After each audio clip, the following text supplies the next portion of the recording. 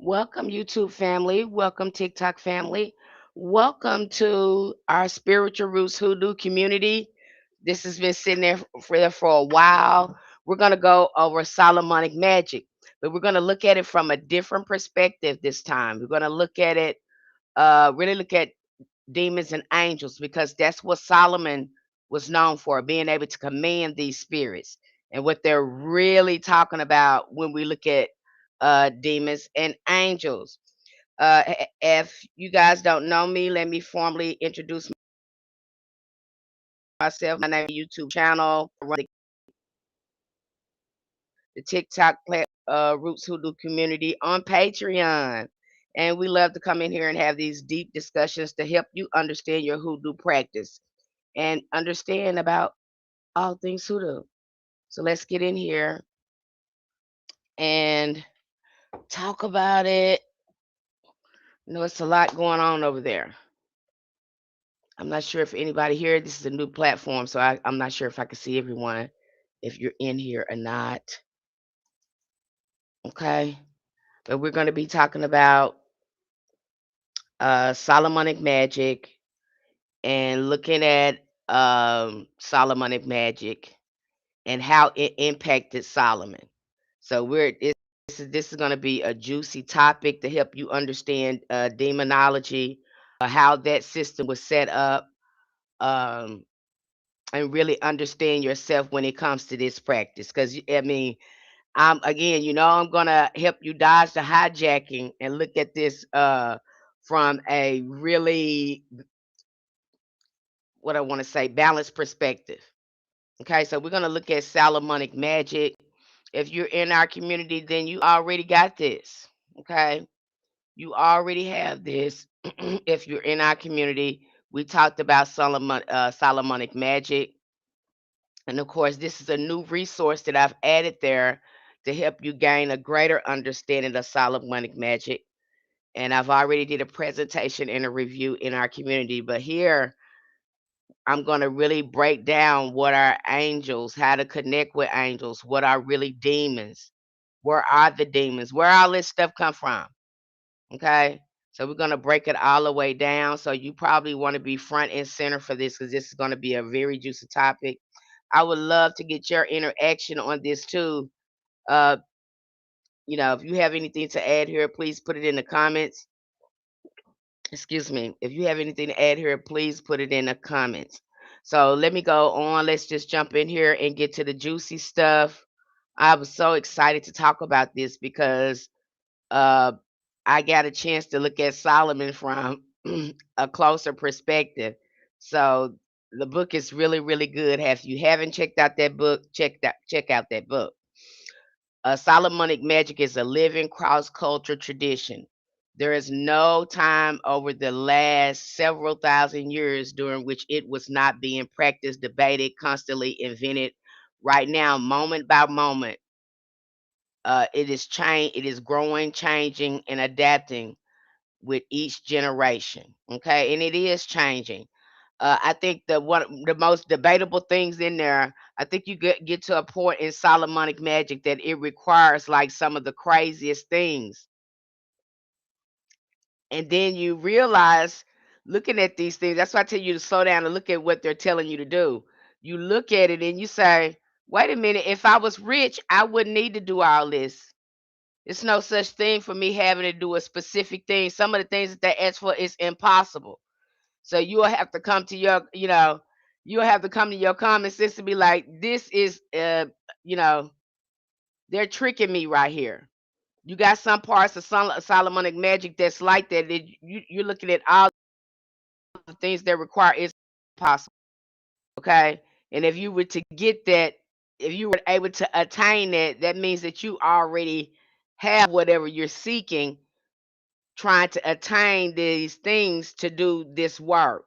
So it's really crazy when if you ever went into Solomonic magic and you start seeing the steps and doing things, you have to really pay attention to the rituals that you're doing. And I think that was a Masonic thing, because you look at them like, that's not even possible. You can't even get a red cow And then you got to use a sun. This. It's just crazy when you start looking at it. You're just like, no, this is something else going on. This is not a ritual. Okay. When you look at some, how you doing, Gerald? When you look at some of the things that they are saying, over the next several centuries, Solomon acquired a very strong reputation as an exorcist. He came to be seen as a great sorcerer, able to command demons by reason of his special knowledge and ring. Remember the ring he got too? He got this special ring that God gave him. It's very interesting when we start to look at Solomon. They're connecting things to this ring. But as we go on and we talk about what demonology really is, and go through some of these stories uh, and interactions that Solomon had with these demons, I'm going to help you understand what demons is from another perspective. Okay. And they made it seem like it's something outside of us, but it is absolutely not anything outside of us. Okay. God also enabled him to learn that skill which expels demons, which is a science useful in healing to men. He composed such incantations also by which distempers are elevated, and he left behind him the manner of using exorcism by which they drive away demons so that they never return. And this method of cure is of great force unto this day. So you hear about Solomon going to different places. You can even see him in uh is that in Chinese literature? Islamic literature, but they talk about him. Yeah, I think there's in Islamic literature. They were talking about Solomon came to them and he had this ring and he could control the jinn. He had a ring made that where he can control the jinn. Now I'm looking at these words that they're using for ring, and all this, and they use these words, a lot of these allegory, and back in those days they use a lot of esoteric occult knowledge, and a lot of these Freemasons wrote a lot of our things. So it's very interesting that they're saying that this ring helped him command these demons. Hey, Miss Penny, as always, thank you for all the information you spread. Definitely helps me in these moments of my journey. You're welcome. So that ring really, and this ring was supposed to contain all these seals, all these seals. Okay. So when we look at the book that we have, uh, from a ceremonial or traditional lens, it reads as a powerful system of ritual magic rooted in planetary forces, divine names, ancient authority. But when you bring it to a deeper layers, we've exploring shadow work. That's what we're doing. We're looking at Solomon's shadow work that he has. There is no way you can be able to command demons if you have not mastered these things within yourself. We've already seen that through Abramelin magic. Remember, we just covered that. And Abramelin, in order for him to be able to command these demons, he had to be in solitude, isolated, and work on himself and call out to his holy guardian angel. So we just seen that through Abramelin magic. Okay. So again, he's exploring awareness, the consciousness, it takes that. Exploring your consciousness, ancestral grounding, psychological awareness. The book opens up in an entirely different way. It stops being just a manual of magic and becomes a map of human psyche in its relationship to spirit. Now you'll see in many of these books, they're going to talk about demons. They're going to probably talk about angels. And we've already talked about how many of these spirits, they're going to be talking to you through your mind. You're going to be accessing a collective consciousness of frequency within you as well. That's why we're doing the ritual to start conditioning the parts of our mind so we can shift into those realms. That's why we're doing that. And when these spirits communicate with you most time, Spirits are going to be communicating through your mind, through your emotions. That's where all the energy, you think about it, that's how all your energy is being extracted in this reality. So it makes sense that these spirits will talk to you in your through your mind and your emotions. But when you're not aware of your mind and emotions and you're just letting them rule you and you're not questioning anything, we miss, you're not aware that how these spirits are impacting you. Okay. And once you do the work and become aware of self, you start seeing and hearing some of these spirits and start seeing them in other people. The characteristics and the behavior. Okay. As it is said, God endowed Solomon with wisdom and discernment in great measure, with understanding as vast as the sands on the seashore. He spoke with trees from cedar in Lebanon to hyssop that grows out of the wild. He spoke with beasts, birds, creeping things, and fishes. He was a conjure man. Okay, our ancestors absolutely knew that. Why else would they be working with the uh uh with Solomonic magic? They knew that he was a conjure man. He sounded like a conjure man when they was reading about him in the Bible. Okay, this is how our ancestors saw them, as conjure people. Okay, the Bible's telling you, this still magic, and they're just changing the terms, messing with our minds. It's still an unseen sort of science that they're doing, a nature-based science, shamanism, for a lack of a better term. They're still conjuring.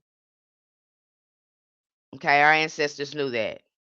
And this is one reason why we look at Solomonic magic. Okay, all of them are learning from ancient Egypt. That's where uh their lineage got their information. Remember, they were in Egypt and got all of this knowledge.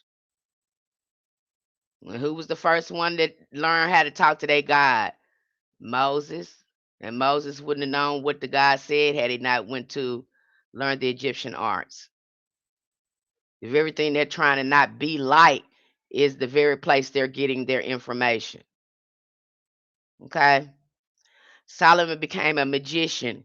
He came to know secrets of the natural world. He could speak the languages of plants, animals, and even of the stars and winds. He learned the secret names of angels, jinns, demons, and other spirits. He entered into partnership with some and broke their treaties with others. This is what got Solomon in trouble. Okay, we're gonna go deeper into this because it gets really juicy. I love some of the stories that it has in that book because I was like, oh my gosh, this is really happening. They leave this part out, but it didn't surprise me when they were talking about some of the things in the book. He continued to build up the city of Jerusalem, providing it with modern infrastructure that was the envy of the region. Solomon ruled wisely and well, and Israel flourished. And it was said that Solomon was just not the king of Israel. No, he was like the king of the world. And he lost some of his power because of these agreements that he made with these demons. Yeah, he had the power of the world. He was like the king of the world.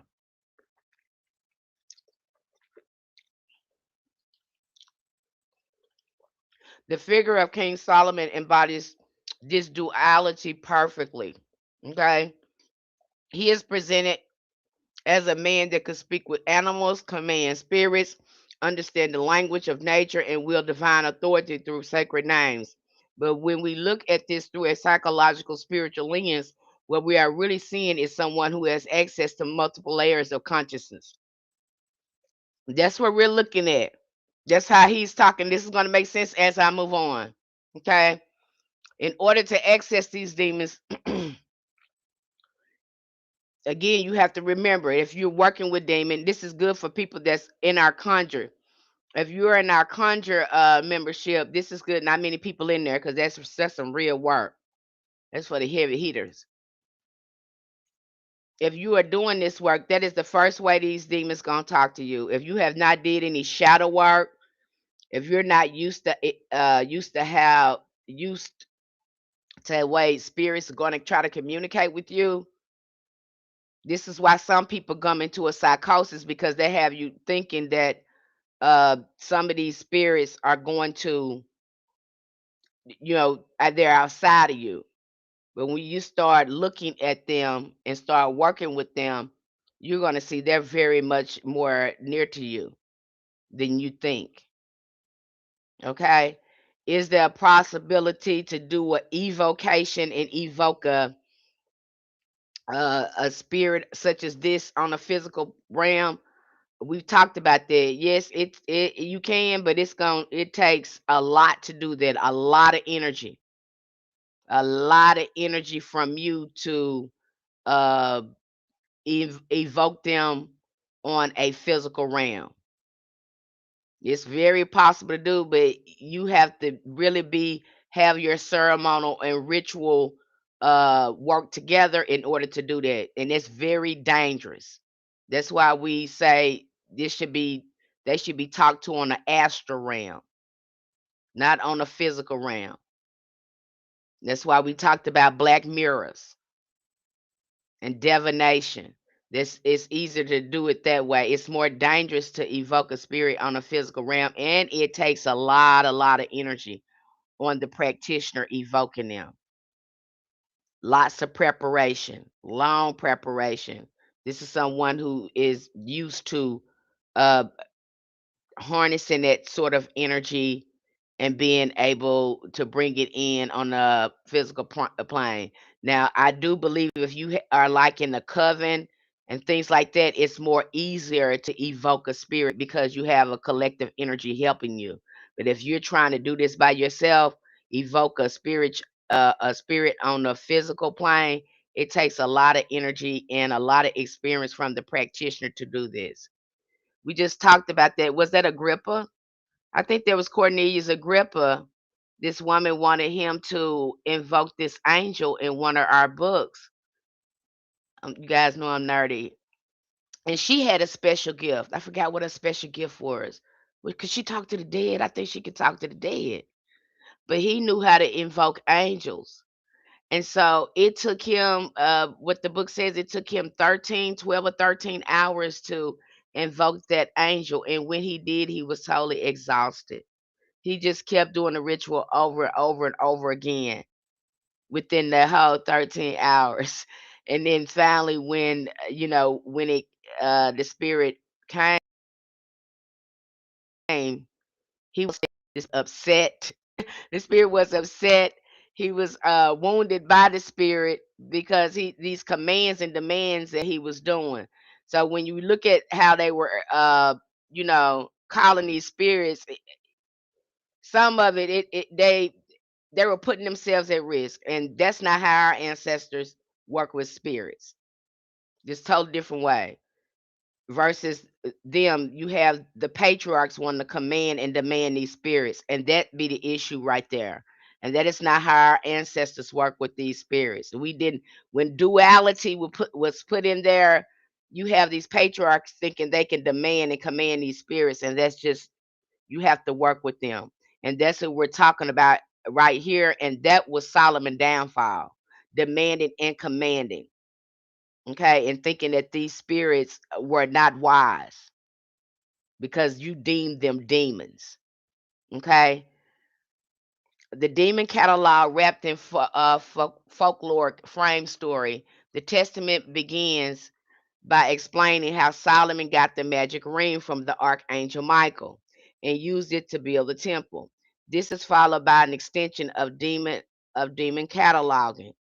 Of each demon, Solomon inquires. The first part is easy to translate. Who are you? The next is commonly understood as what is your name? So he's asking these demons questions. And for each demon, the book teaches a name, a physical description, and a list of their power and astrological offices. This sound much like sort of a journal.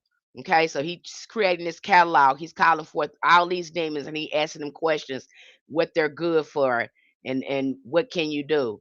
Now you got to remember too, when you're doing shadow work, You're looking at, hey, where did you get this thought from? Where did you come from? Okay? These are kind of the same things that you do. And back then, I don't even think they had a word for shadow work, even though this is probably something that he did to even acquire this knowledge.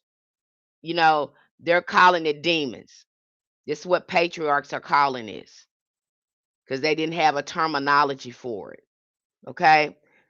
This sound like much like shadow work journal to help contact spirits looking at deeper parts of the human psyche. This very important information is often overlooking of the control of spirits is more emphasized than most magic and occult books. Many practitioners begin to petition spirits outside of themselves, not fully understanding that these spirits live inside of us as well. Today, we'll be focusing on the important aspects of looking closer at Solomon's spiritual journey. Okay, and so we're going to look at his spiritual journey and what he did. Now, we know Solomon had a lot of wives. Solomon had a lot of wives. We knew that, okay, he loved women. He loves women. Okay. Solomon grew into fame, and rumors of him came to the attention of Queen of Sheba, herself a brilliant, wise, blessed ruler. She was a priestess too. She had her own magic. She could command, she had her own spiritual power. Her people were a nation of star worshippers. She was not just their queen, but also their priestess, a magician, and a chief astronomer. So she knew magic too. So she just wasn't going to Solomon for his wisdom. She was going over there to see what type of magic he had as well, because her Queen Sheba herself was a priestess and a magician. I'm telling you, most of these men, if you see them mentioning these women in these Bible, especially the patriarchs, they are doing this because many of these women were priestess. Let me take the hijacking out of it for you. They're not mentioning them because they want to. They're mentioning them because they have to. So the fact that she already knew this and she had this wisdom lets you know, let us know that there was some collaboration going on over there. There was some sharing going on over there. Okay. Like Solomon, she could speak languages of nature and was in alliance with the older powers of earth and sky. Okay. She was connecting with the divine feminine. She had this power. Like I said, she had this priestess. Many of the women already had access through this power.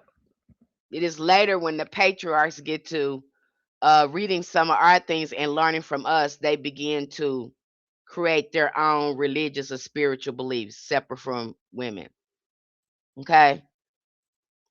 With her retainers and counselors and bringing rare precious gifts, she traveled to the north to see the hot shot magician king with her own eyes. Okay. He could move between realms with no problem. He can engage in both elevated and primal spirits. Okay. The ordered and the chaotic, the divine and the instinctual. So he can do this effortlessly. The human psyche is a labyrinth filled with shadows and unknown aspects of self. For centuries, mystics, philosophers, shamans, and occult practitioners have recognized the importance of exploring the shadow aspects of self as a means of personal and spiritual evolution. You're going to run into that. In this context, working with demons and engaging in shadow work becomes a profound transformative practice, far from fear mongering in popular culture. Demons serve as archetypes, guides, and forces that challenge us to confront the hidden parts of ourselves and grow beyond our limitations. And when we're looking at demons, we're looking at the survival instincts that came here with us. These are survival instincts that we have been using, whether you've gotten them through trauma or whether that is the only way you know how to live and survive. And many of them that people want to say, oh, they're demons. No, they're not. They want to it's okay to call them demons. I would say that. However, the way you are framing that and making them look evil, not all of them are evil. And you'll start to see that when you start to see them live in your own sight. They gave them to us, but in our spiritual practices before the patriarchs came along, we didn't look at it as evil, good and evil. We looked at it as harmony and imbalance. You're either what's in harmony. This is what we taught. We even told them that before they even start practicing this science, and then they want to start learning stuff good and evil because you want to command something and demand something. Because what did Abraham Maline do? We just talked about him last week. He want to get a hold of his guardian angel so he can command demons. You're not trying to make friends with them, peace with them. You want to command them and tell them what to do, which is very dangerous. And Solomon, as we move on, you'll see that Solomon got himself in trouble with this kind of the same thing. Okay. So when you're, and I, for the conjure, the people that are in our conjure membership, this is important for you to understand when you start working with these goetic spirits. That's why I say when you get in that conjure, you're letting me know that you've done the shadow work. You know what these spirits are. You know how to access them. Uh, but that's what you're going to be doing. That's how they're going to be somewhat communicating. Now, we also gave you a choice to communicate with these spirits through divination or through what our ancestors use. You can use water or a black mirror. Okay, there's many ways that you communicate with them. I do, recommend no evocation, but meeting them where they're at and keeping yourself safe. Okay, and these, demons, it not to. Let me slow down here. Not to, you know, uh, spread any fear, but you can see an angel on a physical realm just like you can see a demon on the physical realm. I'm gonna say that, and they come through by way the portal or your thoughts. Okay, thoughts are things. You yourself is the consciousness. What is nothing but thought. That's really all we are. So it's important for you to understand that. You are the porter in which they come through. They can't come through without you initiating a conscious thought, a call to call them. Just like with angels as well. They can't come through. That frequency won't come through your mind or through your thoughts if you don't initiate it. Okay, until you become aware of it. I hope I haven't lost any but one. And I think a lot of people is breaking it down like this because people want you to think this is something outside of you. No, these are archetypes. These are energies that we carry within ourselves. Primal energy, and then we have light energy. So we have light and shadow energy. What they're calling yin and yang. What they're calling evil, good, or masculine and feminine. These are energies that are in ourselves. Now we want to be using uh pulling from one more than the other. And when those shadow parts come up, we're making friends with them and we know how to transmute them and use them for good in our reality. We don't judge them, okay, because they do have their place.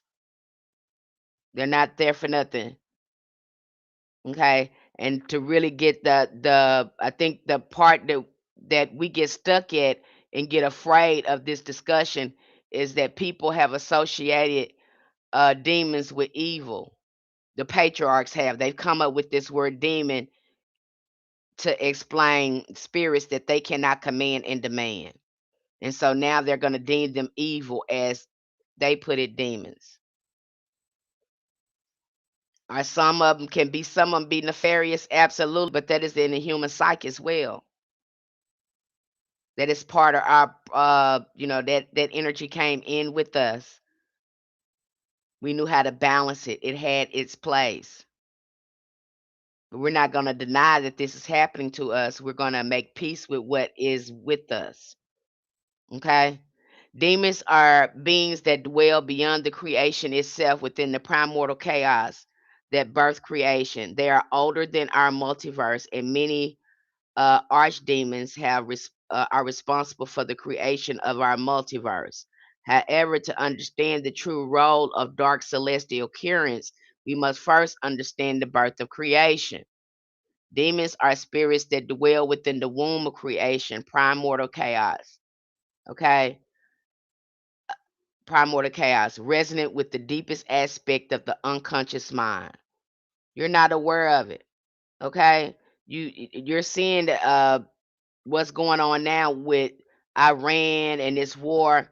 That is the unconscious. That is, you know, that is that type of survival mindset. There's time for change, and no one wants to make that shift. And everything is bubbling up that hey, it is time to shift. It is time to change. The work needs to be done. That's what you're seeing too with this war. The unconscious mind of the patriarchs, pure chaos, war, famine, lack.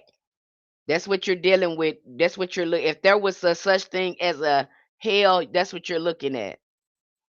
That's why it amazes me when patriarchs will say, if women got control, the world would be in pure chaos. The world is in chaos now, sir. You're living under the rule of uh, this psychological thinking or this demiurge. That's what you're doing. You even wrote a book about how you was gonna create chaos, the Bible, and you're following that book verbatim. So how going back to the divine feminine is going to create chaos when you are literally creating hell on earth?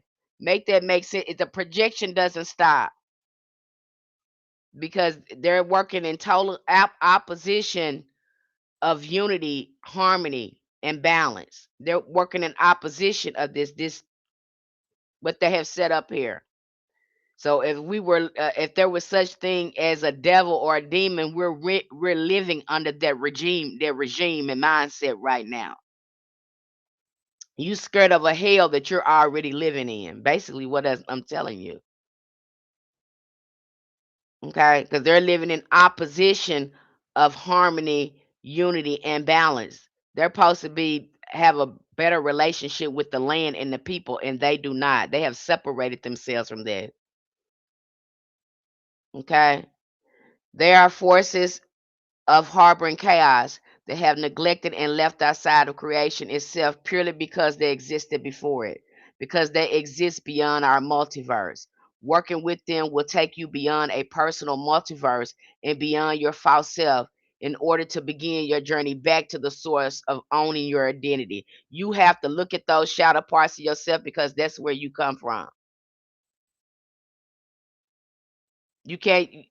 That is where you come. Everything was born in darkness, and God breathed upon the waters. It was dark outside, and then God breathed upon the water. Okay, moved upon the waters. So you got darkness and water first. These are your first elements of, to tell the truth, your first ancient ancestors. It's gonna come with that.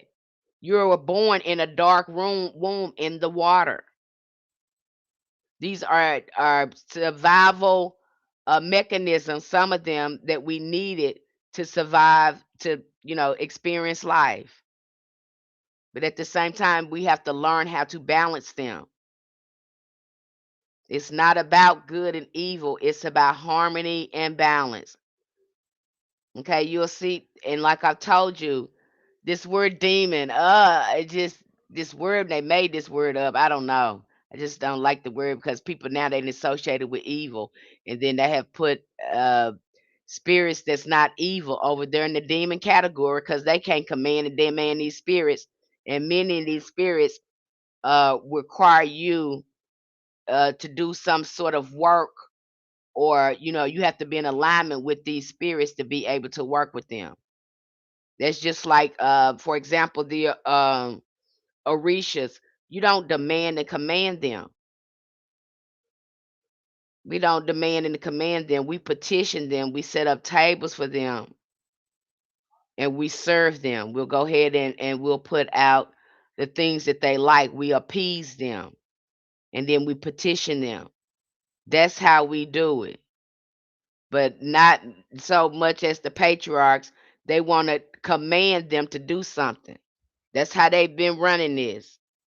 It's totally different from the way we would set up a table and work with a spirit. And then you have some people that outright make pacts with spirits. You better know what you're doing if you're making a pact with a spirit, because these spirits, especially these older spirits, they're wiser than you. Okay? And a lot of them can use language that can get you bound up. Okay? You got a lot of that going on there. Some of these spirits, they can get you bound up, and then there you go. Now they messing up your whole life because you didn't sign a pact or a contract with them. You can look at it when you're looking at attorneys and lawyers, most of them, they carry that sort of energy. They carry some of that demonology energy. When you're looking at attorneys and people like that, you're looking at those principalities and things like that. That's what you're looking at. And I know some of these attorneys and lawyers can be very tricky with these contracts and stuff all twisted up. You're seeing that in the music industry. They sign these contracts and they say, "Oh, I signed my life over to them." This is how some of these pacts are made with some of these spirits. That's why I say if you're doing conjure over there, make sure that to know what you're doing. Okay, you better know what you're doing, know what you're asking for, and they know if they can manipulate you. That's how you see some people go into full possession because they give power over to these darker parts of themselves, giving the spirit a total portal to possess them. This is going to make sense as I move on. Okay. The unconscious is infinitely vast, much like a primordial chaos, holds your greatest power and potential. This power and potential has been neglected and left outside. This is why the primordial chaos is referred to as the personal hell. It holds everything has been neglected by conscious mind in creation. You have to look at it as part of yourself and transmute it because you can get a lot of wisdom behind it. Okay. So a lot of people are looking at these demons as something evil. Not all of them are evil. They have something wise to show you. I miss Bennett as okay. All right. Solomon lost his wisdom and so lost his way as well as his holy protection. He was tricked by the king Amadeus, his longtime frenemy, into giving up his magic ring, with it his power and command. So he was tricked by Amadeus, but he thought Amadeus was beneath him, this demon that he can call and instruct to build this temple. And it is said that it is easier, from what I'm hearing, that angels temple, their job is to serve God. They can only serve God. However, the angels the demons are so linked to the earthbound, the material world. That's why demons were chosen to build the temple for Solomon. That is the reason. That is their reasoning with that. Okay. Solomon was exiled into the desert, and Amadeus were both disguise of Solomon. So he's saying that Amadeus looked just like Solomon. See what I'm saying? They saying a split of him when he gave Amadeus the ring, that a split happened, and that Amadeus, it was another part of him. This is why I say this had to be inside of him. This story is really something. I'm like, okay, so now either this demon possessed him or it was a copy of him. Which one was it? Okay. He ruled over, and the demon ended up ruling over Jerusalem and really destroying the global power that Solomon had. Okay, because he was ruling over the whole world with this ring. Yes, he was. Uh, it kind of puts things in a better perspective when you understand, what was he really ruling. He was not just ruling Israel, he was ruling the whole world with this ring. Okay. His reign was much what you expect a demon would be. Just like you're seeing now, what a demon would be. What is going on over in the world right now. That's how it's going to be. Okay? When you let these things take over, greed, uh material world and all that, it's going to be raggedy. And that's what you're seeing with Solomon. And they're telling you, hey, this was another person, and at the same time telling you that Amadeus possessed him. Okay? Solomon was a beggar in the foreign lands. Many say that it was during this time that he wrote the book Kohelet. In this passage, it suggests that Solomon was possessed by the king Amadeus. Okay? He wanted to challenge the king. This seems to be a common thread for the patriarchs in power. At some point, these spirits would dominate them because of their own greed for power and materialism. It is definitely looks this way when you look at this, especially when you look at Freemasonry and you see the things that they write. In the context of King of Solomon's pacts with the demons, particularly Amadeus, several key points emerge. Solomon is known to have pacts with various demons, including Amadeus, who is often depicted as a powerful figure in demonology. Amadeus is recognized as a demon of lust, is believed to have influenced Solomon's decision, including the construction of the temple. This may be why Solomon had so many wives. Okay. His weakness was women. Remember, he loved these women. I think he worked a lot with Amadeus too, and that makes sense why he would, work so closely with Amadeus, and why he was so mesmerized by Amadeus, because he loved the power that Amadeus had. Why? Because Amadeus, I believe, they ain't gonna go into that. I'm pretty sure I'm right though, that he was using this demon to have these women fall in love with him, to put them in a state of lust for him, to probably even gave him power to even enchant these women. You got all these wives now. Let's get it together. He had all these wives. How were you doing that? Why would they even marry you? And then you went on to have this affair with Sheba. And that was a big thing because his advisors were just like, you got to stop this. You haven't even talked to your other wives because you with this woman. Okay. The Bible sure makes him sound like a ladies' man. He was a ladies' man. Okay. There is an entire book in the Bible about romance and love making. Okay. When you're looking at the Song of Solomon, he's explaining himself and this interaction that he's having. Uh, we're looking at the divine feminine essence in there too, but we're also looking at a lot of his passion in that book, in the Song of Solomon. It is a love story. It is a love making that's going on there. Okay. The pacts typically involve a mutual agreement where the demon provides certain powers or knowledge in exchange for the human's command. Now, when you go to make it, and it's different, and you're going to see this in the ATR too. Much as what you're seeing in the ATR is when you start making pacts with them, you have to again honor that contract. If you do not honor these contract with these spirits, it can be hectic.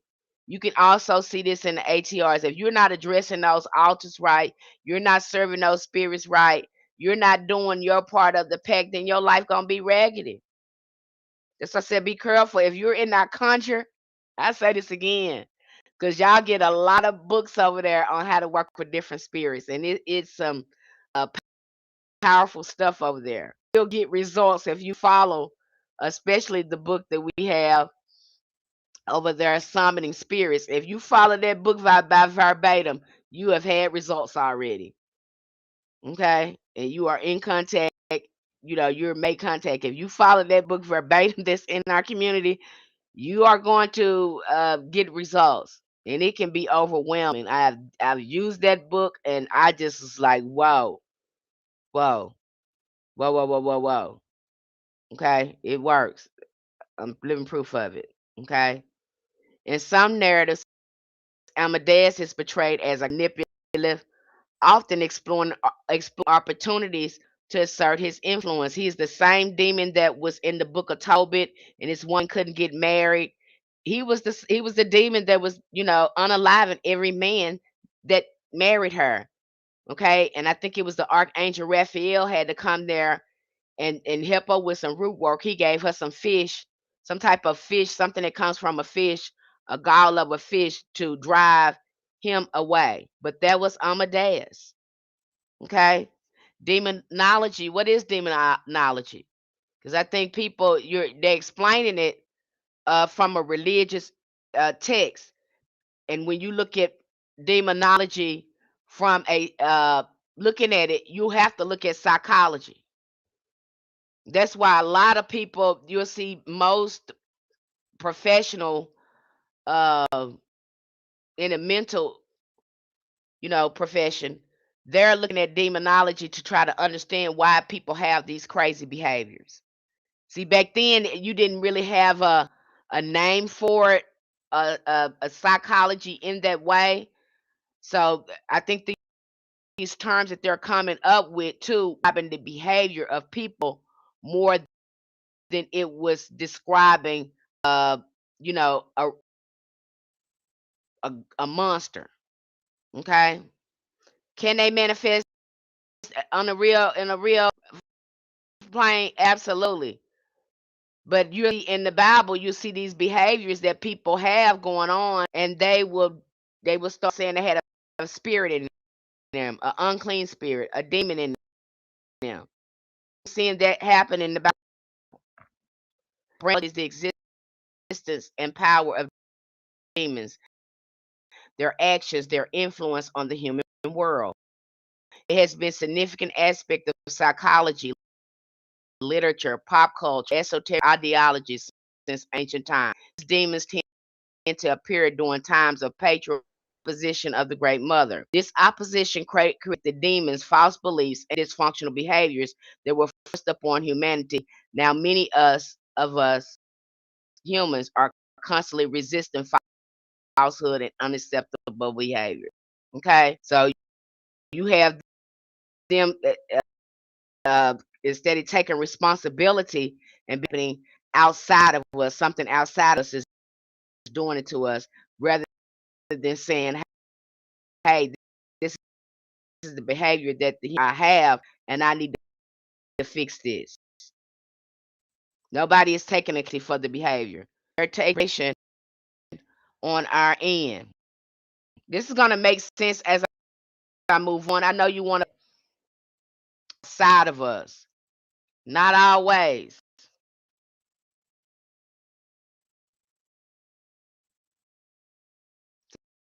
Some of that's a hard pill for you to swallow. It's easy for you.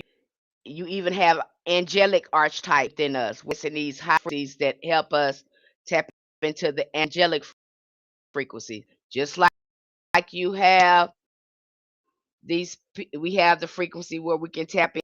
We have light and shadow with, in many older earth or feminine centered traditions, these energies were understood as part of the spectrum, something to be feared or cast out, but something to be understood, balanced, and worked with. There wasn't always a strict good versus evil split. It was more about harmony and imbalance. Okay.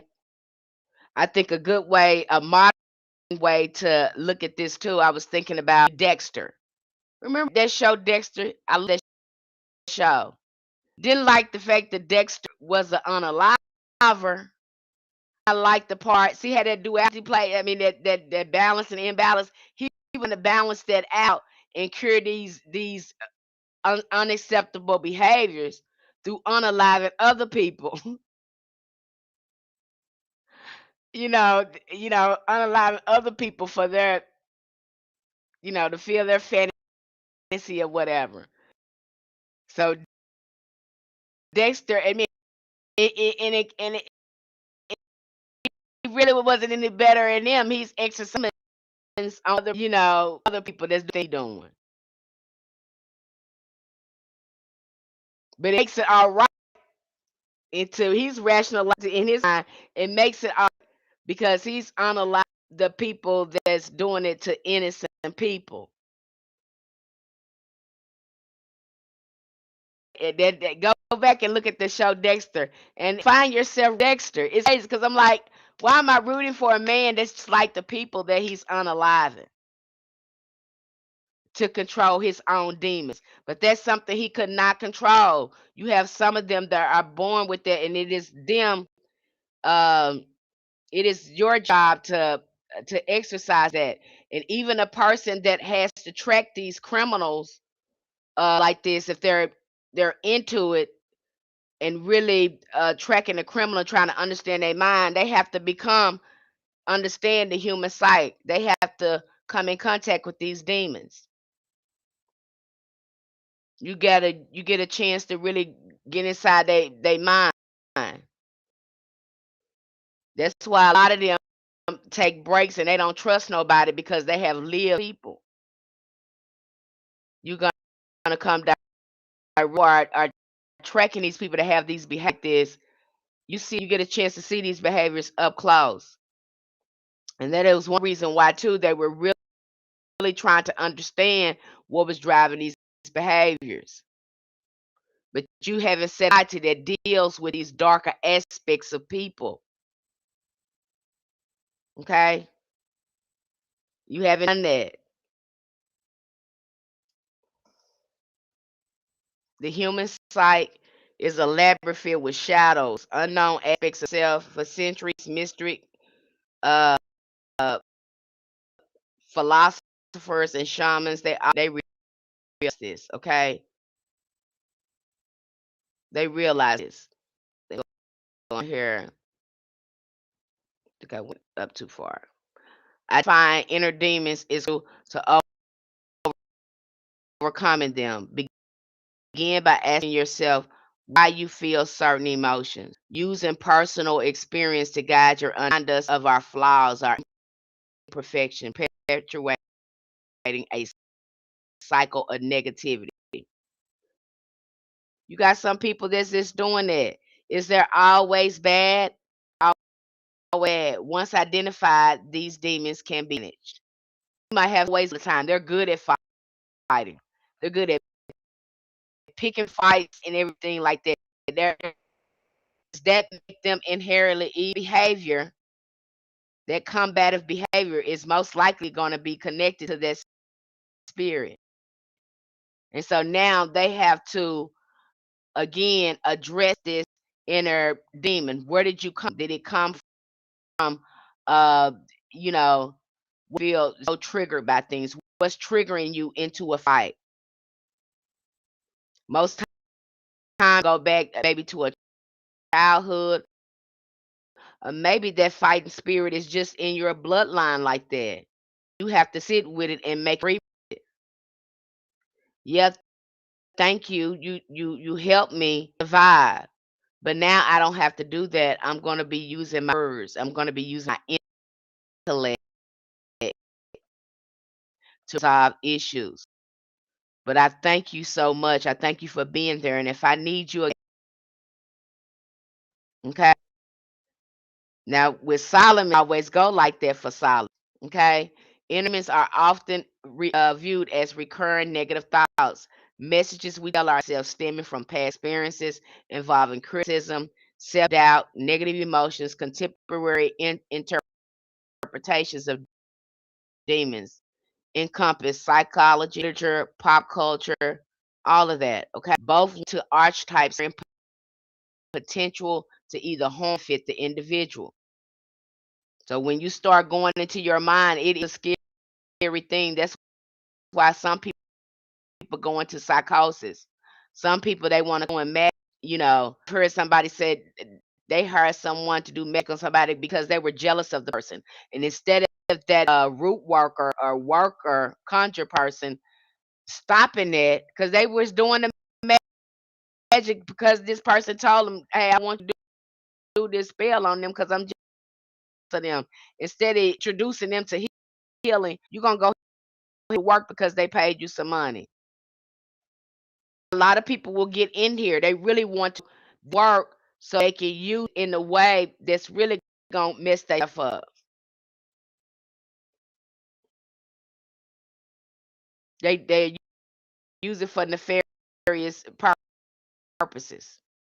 Realizing, where did that jealous come from? Why do I want her life? I want a destiny walk with her. Why do I want everything from her? We don't ask these questions. We'll just get, we want what they have, and we just ruin their world because we can. But that was never asked. Okay? The psychology demons can be interpreted as symbols of dysfunctional beliefs, negative behavior patterns that cause suffering both for others and the environment. Structurable. They are patterns that we have learned and that we can also transform. You're seeing that happen now with the man over there. He is again acting out. They see he got dementia, but it makes sense. It makes sense to why he will not be all checked in, because again he's given these spirits rule over him. What's gonna happen there? He's out of balance. There's no balance with him, and I know you guys are probably saying, "Oh, this is but Miss Demon."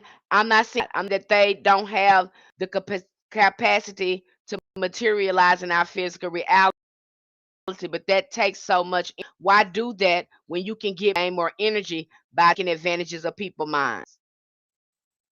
Okay, I hope that makes sense to some of you. Psychological work involves approaching these inner demons with compassion, understanding, and recognizing them. Okay, we regain control of our lives and reestablish a deeper connection with our self, our true self. These can be considered as lost protective spirits aspects of ourselves. These inner shadows live in blind, driven by unexplainable, insatiable fear, as safety and security seems to uh, have been lost. Okay, you'll see them tied to that. The theology of angels. Okay, we look at the theology of angels. The science behind the studies of this is the divine revelation, invisible world of spiritual intelligence, good angels created by the divine, who assist man in attainment of his salvation and awareness. Okay, shares with him his divine supernatural grace. Angels are typically considered supernatural entities that act as intermediaries between the divine and humanity. It is a true sign. It is based on a certainty that angels exist. Knowledge of them is attained through intellectual study and by angels upon the corporal being, a knowledge of angelic nature. You start again using our consciousness or even interacting with angels, and a lot of philosophers and artists have realized they change um your train of thought. They instantly give you access to higher knowledge and wisdom. Where you think your mind couldn't soar, your mind could soar in those capacities when you start working with angels. Angels have fascinated the beginning of time. That's why you have people that write about them and talk about them. Once you come in, you know you have come in contact with them. It is nowhere you're the way you're feeling, and you know you've come in contact with demons if you're ruminating, your anxiety is on high, you're in fear, scared of, you're paranoid of everything. That is what demons do.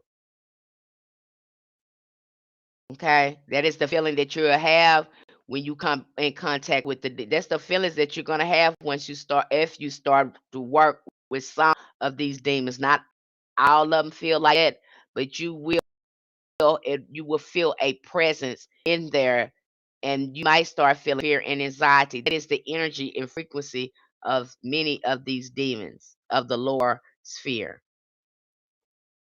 Let me say it that way, because I need to put stuff in a demon category that's not supposed to be over there.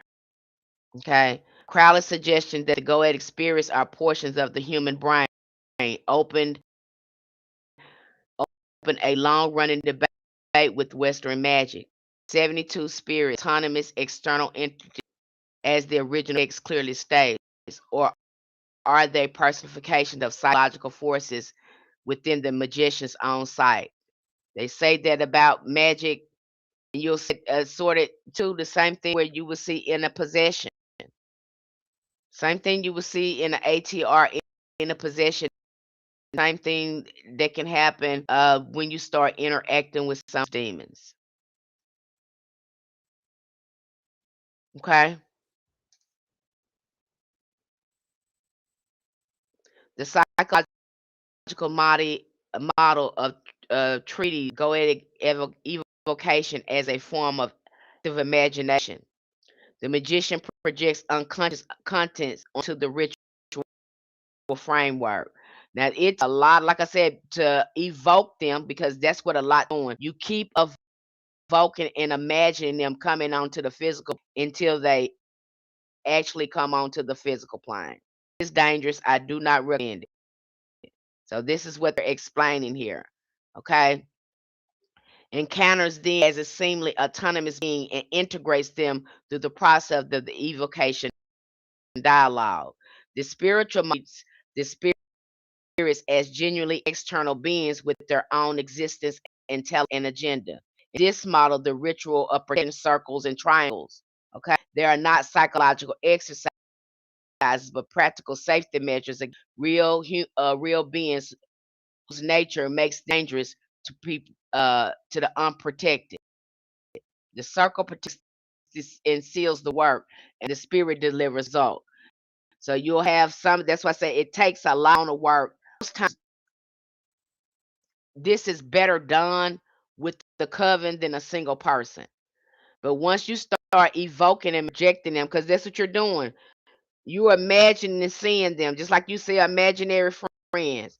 And what you imagine, the more thoughts that you put into it, the more thought, because the more consciousness that you put into it, you begin to build real being, and this being gets permission through your sight, through the impressions that you are giving to you giving it permission to again to come into this physical reality, which is can be dangerous. I don't recommend it. Okay, make an instant. This is take constant thing. Our ancestors didn't do it like this. They just set up tables and start trying to befriend the spirit, and the spirit would either show signs through divination or again start coming in their dreams.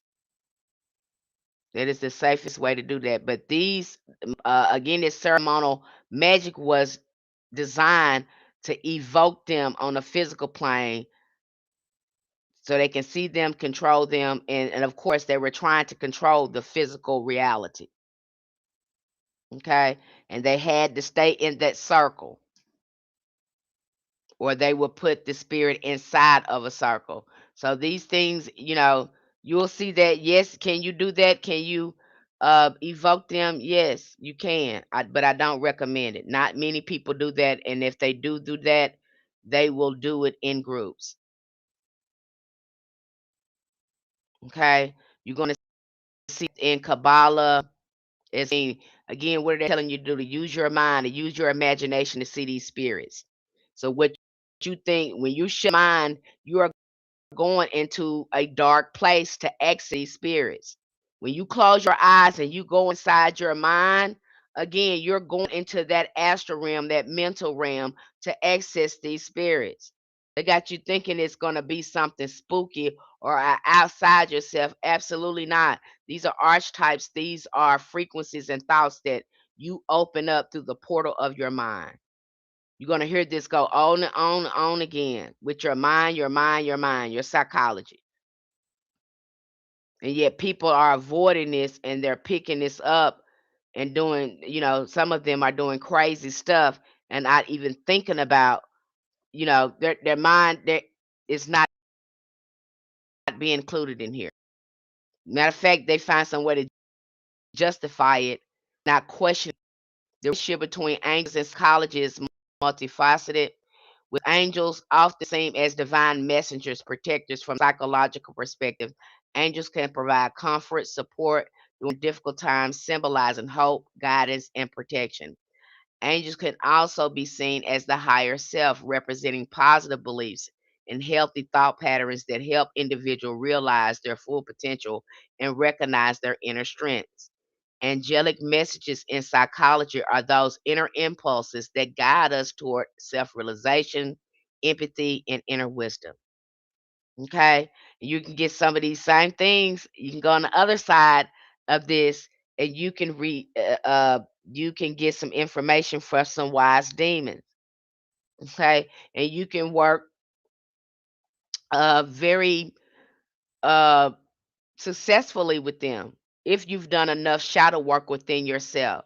Because if they see that you're strong, uh, you know, you won't be pulled in by their shenanigans the way they did Solomon. Solomon was pulled in by their shenanigans because Solomon had not created balance within himself when it came to these women.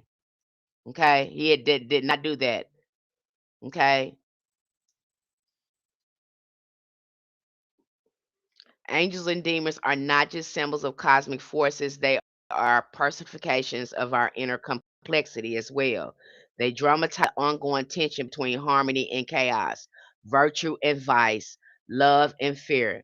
The battle in heaven becomes a metaphor for the internal landscape of self. So, the church got you thinking that everything they're saying on the side of you is on the inside of you. There's nothing on the outside of you that's not on the inside of you. But the church and religion got us thinking, it's separate from myself, and it is not.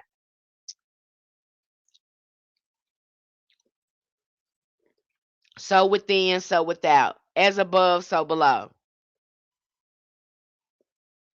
Okay, so you have access to these things. So make sure that's what you want to do, especially if you're over there in conscious and you're working with spirits. Do know that they're going to be communicating with you, not just on the outside, but on the inside of you too.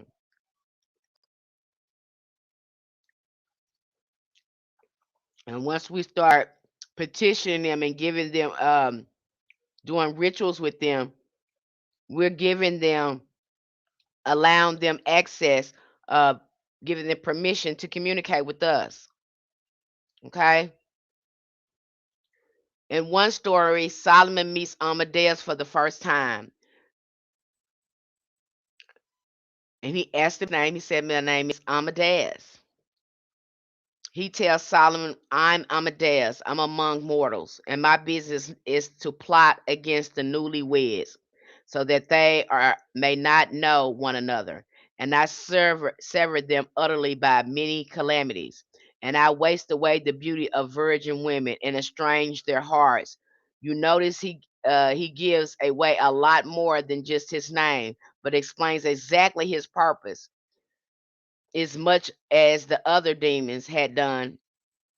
We learn here that he conspires against the newly wedded, something we see him do in the practical books in Tobit. Like I said, he did that with Tobit, and Tobit had to, yeah, in the book of Tobit, and here the angel had to told Tobit what to do to dispel this demon, Amadeus, to stop this woman, to stop killing her husbands.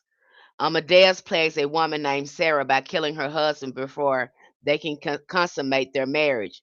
He's done this multiple times to the woman, forcing her to experience heartbreak after heartbreak, leading her to believe that she's ultimately cursed. Therefore, his claim that he severs man and woman by utterly calamity and waste away the woman's beauty and estranges her heart isn't just a bold statement, but an actual truth. Solomon is baffled by this.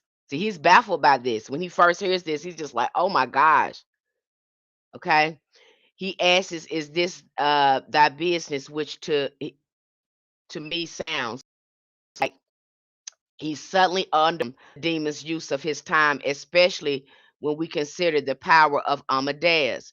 But Amadeus proceeds to elaborate. I transport men into fits of madness and desire when they have wives of their own. So they leave them and go off by night and day to others that belong to other men, with which results that the man commits sins and fall into murderous deeds here. So he's letting you know, I lead these men astray. I lead them to follow other women. I just drive them mad by women.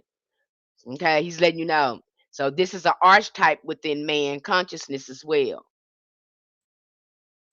So you have Amadeus inside. This is an archetype. So he's letting you know what he's doing. What do you see? Have some men that have this problem. They just love women.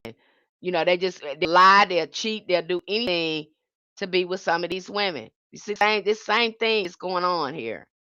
Okay, and he says, "I'm murderous deeds here." We know that Amadeus is responsible for more trickery in what he appeals to the desire of men. Amadeus promotes adultery, and his objective is to get men to cheat on their spouses. In his other deeds, he seems to incite madness in men that causes them to murder each other and murder their husbands of women, in which they crave. By this, we can gather that Amadeus loathes the idea of marriage, monogamy, and he seeks to manipulate those who are in love into betraying their partners. This also has the effect of causing the victim to sin. And plus, like most demons, they cause their victim to fall off the path and disgrace themselves under the eyes of God. Amadeus, therefore, is no different to any other demon you know. He seeks to corrupt mankind and wants them to give in to their more carnal nature. Amadeus proceeds to reveal to Solomon that this is his the most scared angel that he is Archangel Michael. I mean Archangel Raphael, who holds the power over him and ultimately defeats him. So you have the light side of this, and you have the shadow part of this. Now, what are we learning here? We learning that this energy is living inside of the, of him, and that he has to master this energy. But Solomon is taken in by Amadeus. He is taken in by this demon. I mean, he is baffled by it. Okay. Amadeus is widely recognized as the demon of lust, controlling 72 legions of demons under Lucifer's command. Yet his influence extends beyond lust. He is cunning, emotionally intelligent, capable of immense strategic power. So why wouldn't? Because they come with so many benefits, but as well as the other parts of them that they are just like, okay, let me give you an example, because I like to use human beings to give you an example of this. Uh, let's look at, what's his name, Bumpy Johnson in Harlem.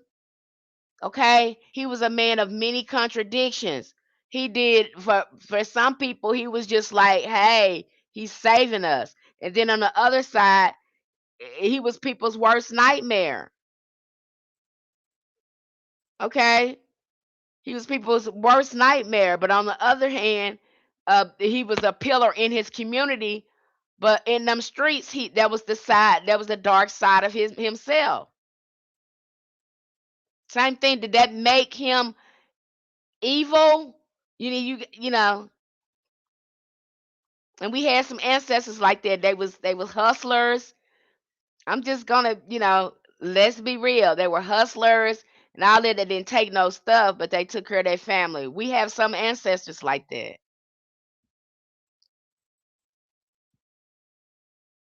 Like I said, these are archetypes. These are energies that live within us. Yes, we can learn something from them.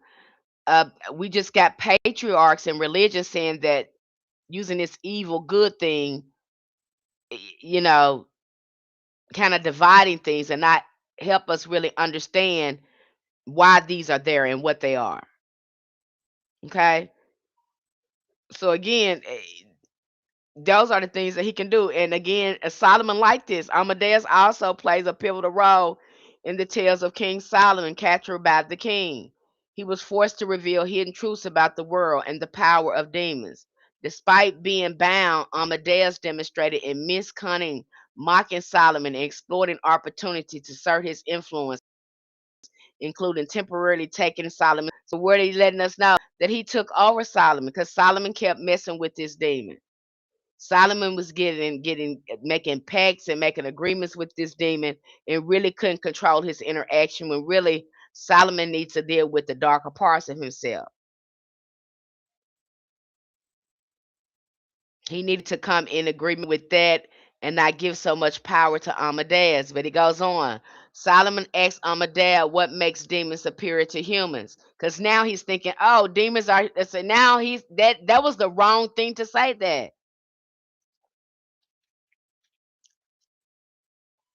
Because you're the one with the power, he's working through you. But now he's being mesmerized by this demon. He's looking at this demon power. He's been using this power, but the power that he's accessing within is really within himself that the demon has showed him how to use. I think this was his biggest mistake by saying this, because by saying this, you're giving this demon power over you. Amadeus said, "Remove the chain. Give me the ring. I will show you." Again, these are stories.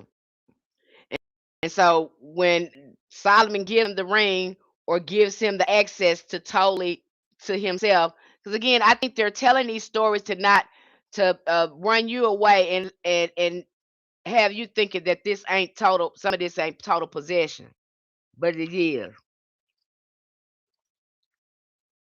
Okay. It says Solomon, the wisest man alive, hands over his ring. He hands over his will. What does this ring do? To me, I'm looking at this ring as his will. He's able to will and command these spirits. So I'm looking at his will. Amadeus swallows it, grows to a cosmic size. Because, okay, his will, again, gave the demon power. That's what I take out of this. Again, people want to understand that they're telling these stories in such a way, again, because we like fantasy, we like stories. But when you start working with these spirits, you'll understand that most of these stories has esoteric and occult meaning, and most of them are not to be taken literal. Okay. Then he sits on Solomon's throne and he rules. Okay. Okay. So he rules. So let's look at the demon again. Let's look at the demons again.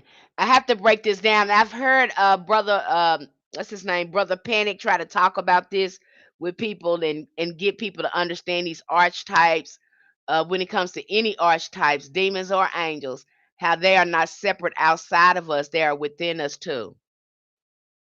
And if you want to access these power, you're going to have to sit with yourself and start asking yourself questions and giving yourself permissions to interact with these energies. And that's what's really happening in ritual.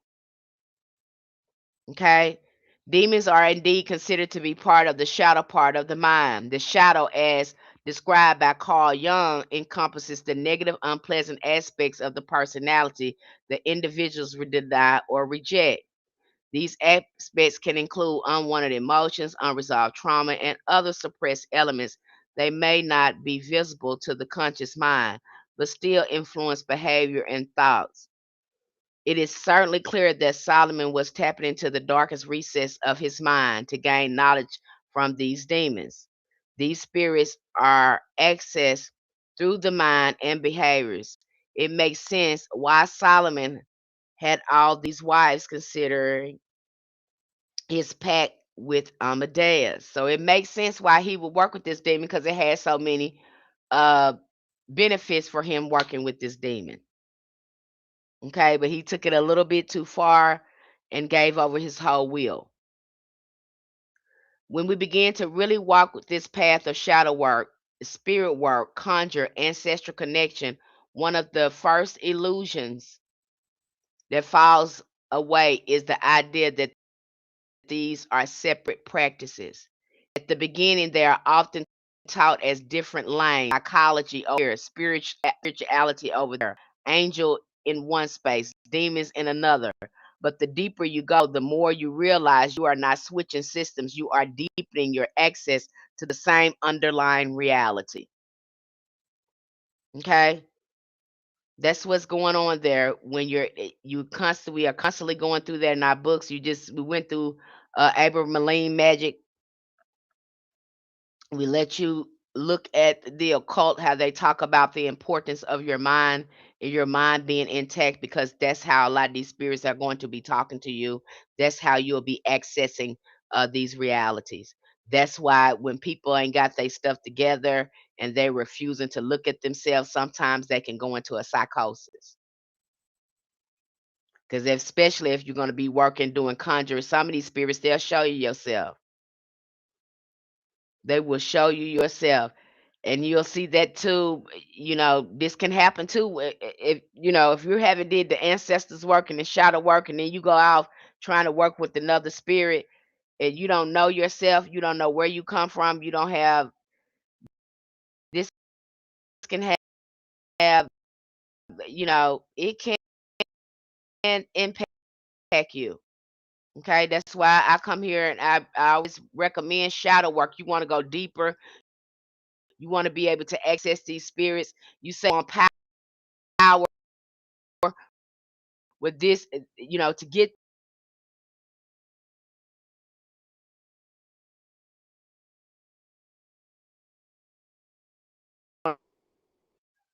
I know they have, saying just the way this is being described, it may look like they're really outside of you, inside of you. In order for you to experience reality, again, you're in a. I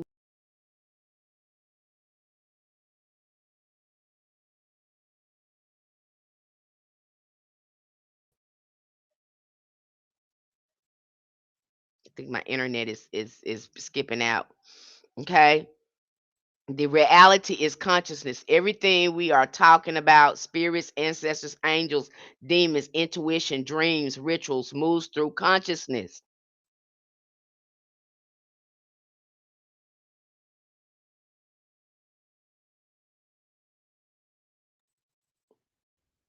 It's important for you to understand that everything is moving through consciousness. Everything is conscious. Not this body, none of this is real. All of this being formed through our consciousness. Not because these things are imaginary, but because consciousness is the medium through which all spiritual interaction is expressed, interpreted, and understood. It is the bridge, it is the meeting place, it is the altar that lives within us. Okay, so that's a lot. That's why when you start doing these rituals and you get comfortable, that's just like me the other day. I knew I want to contact this angel. I knew what time they went on. I knew what time that planet came on. I knew that angel was associated with that planet was associated with that angel. So what did I do? At that time, at that hour, I start petitioning that spirit. As above, so below. And then I was able to access that angel and start talking to that angel. How was I able to do it? Through meditation, through my consciousness. What did I do? Again, it's a good idea. If you think you're making things up and you think that your consciousness is not operating properly, test the spirits. Ask them something that you don't know, and you'll be amazed at your feedback. I just had we just had a tarot workshop, finished up the tarot workshop. And I think what people struggle with the most in divination is trusting their intuition and just reading the cards. Because if you just read, the answer gonna be there. Period. And when they start doing it, they was like, "Oh my gosh! Like all I have to do is this." Yes. Forget what you're seeing. Just read the card, and then sit in the reading, and more information will come up for you. And she was able to give me a reading with no problem because she hit every point. But because you're the way it's being presented, because a lot of people are not real readers, some of them the way they're reading, you think that it takes a special type of person to read tarot cards or to do divination. No, it's really that simple. that simple, and they were getting answers. But the thing with it, and I think one of our practitioners, she hit the nail right on the head. She said, "It's not that." She says, "It's not that I can't reach. It's that I don't have the confidence, the self confidence. That's the thing." I said, "Yep, that's the only thing that's you holding you back. It's not these cards. Not that you don't know how to do it. It's your lack of confidence in getting the reading." You see that too. Some of us will go off and instead of using our own tarot, uh, in our own form of divination, when we develop our ancestors' practice, we like to go to someone else to get a reading. I don't recommend that. I recommend that you start using your tarot, you start using your pendulums to try to start communicating with your ancestors. It's time for you to develop a relationship with them and start trusting your intuition. Start asking small things up into bigger things. Keep your reading small and short until the trust is built. The only time I can see that, a practitioner really stepping out if they go to a medium that can talk, have access to talk to spirits, you know, that they are a true medium. That's the only time I can see a practitioner really stepping out, going, trying to see what their ancestors is saying, is they're going to a full blown medium. And usually, if you work with your ancestors and doing divination long enough and trusting your intuition, you're going to turn into a medium. Okay? You're going to turn into that. You're going to turn into that just by way of getting to know yourself. Okay? The planetary pentacles that you see in there, because that's what Solomon's known for, these planetary pentacles. And these planetary pentacles, they help you tap into energy and to do specific sort of work, which our ancestors used these pentacles in their workings, in their petitions, in their mojo bags, in their candle work. They use the magical seals in a variety of ways. You even can put some of these pentacles up and sigils up. I've seen people hang them on their altars, hang them the rooms in the house so they can generate a sort of frequency in the house. The same thing you will see with some of the veves when they get ready to do some ATR rituals, the veves to different deities or loas or rishas.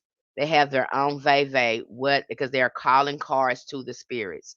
They're helping them tap into their frequency. The same thing you'll see with the pentacles and these sigils and seals is some of the same thing that's going on.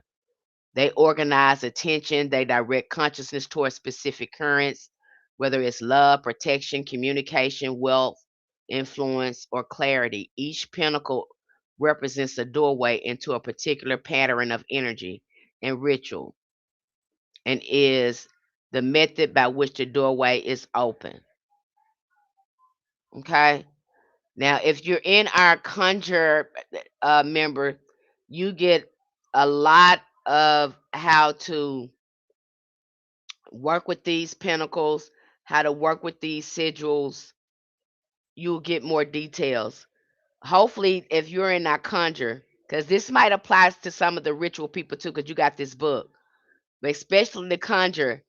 Maybe this is giving you more insight too of the spirits that you're looking at and thinking about working with. Okay. The book emphasizes repetition, rhythm, invocation, physical engagement, clapping, chanting, breathing, voice. So when you're looking at this book too, I'm switching gears, you guys, and going back to the book. When you look at this book too, it is everything that we do in ritual. And I want to talk about ritual for a moment because I've changed the way that I'm going to approach ritual in our community. Uh, this the way you engage in ritual in our um, community, and I've already talked about that. But when you're going into ritual too, if you think that you're not getting any results, how are you going into ritual? Are you chanting? Are you engaging? Are you having church in there? Are you bringing your full self, or are you tired and sleepy and you're bringing low energy to your ritual? Then that's what you're going to get. That's one reason why we have the, give you the opportunity to engage in rituals so you'll understand how you need to go, how that ritual, your personal ritual should be looking. If you don't know how rituals should be looking and you're doing the, and it's still not going well, what are you doing in your ritual? Are you putting any ashe into it? Are you going in there engaging in the ritual? Okay. It's about shifting your consciousness too, because as soon as I get in there, I'm already gonna be playing music to start shifting my consciousness into that spiritual realm. Because I know what I'm trying to get. I know what I come in here for.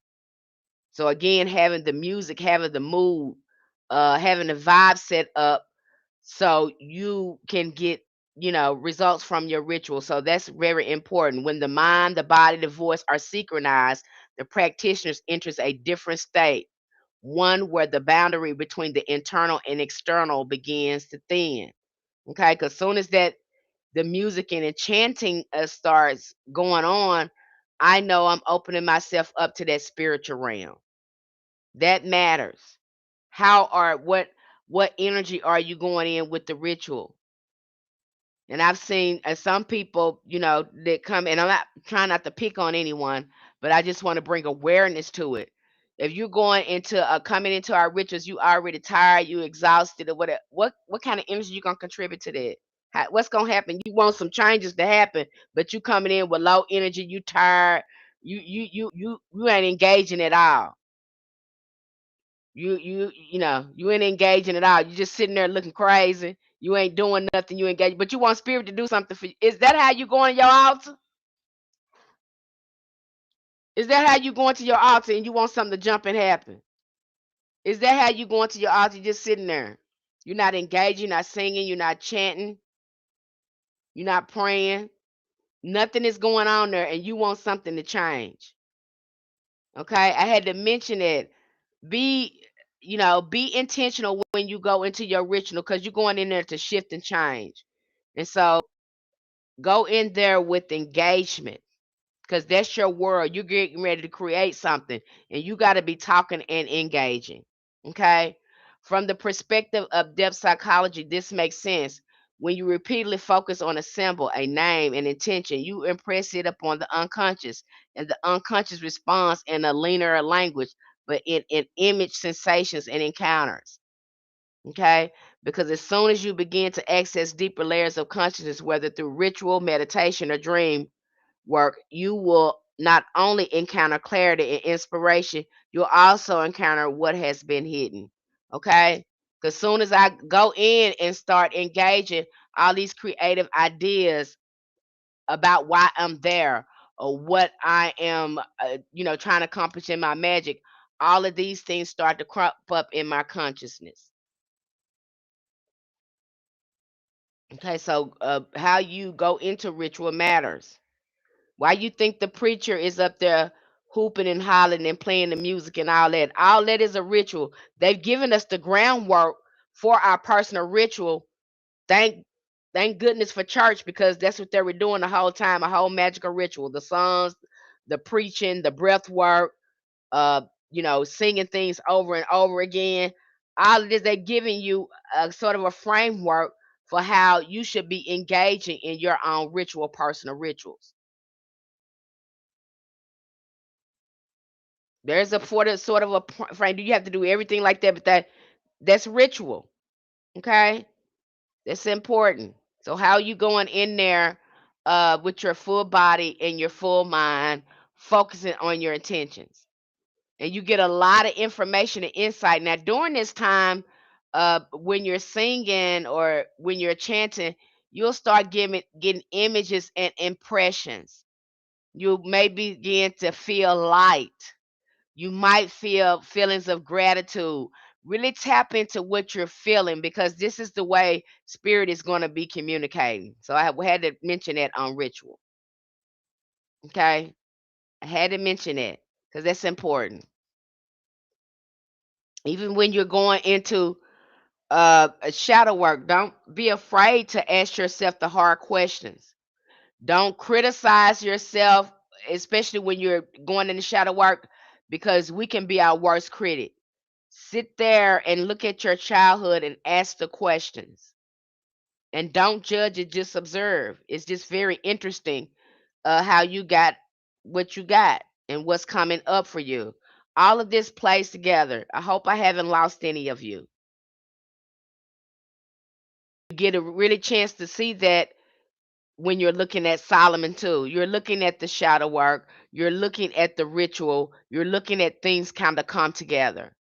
This is an advance. This may be an advance for some of you because we've kept a lot of us try to keep this separate from psychology, uh, and you know us. We're trying to keep it outside of us, but we're the biggest component in this.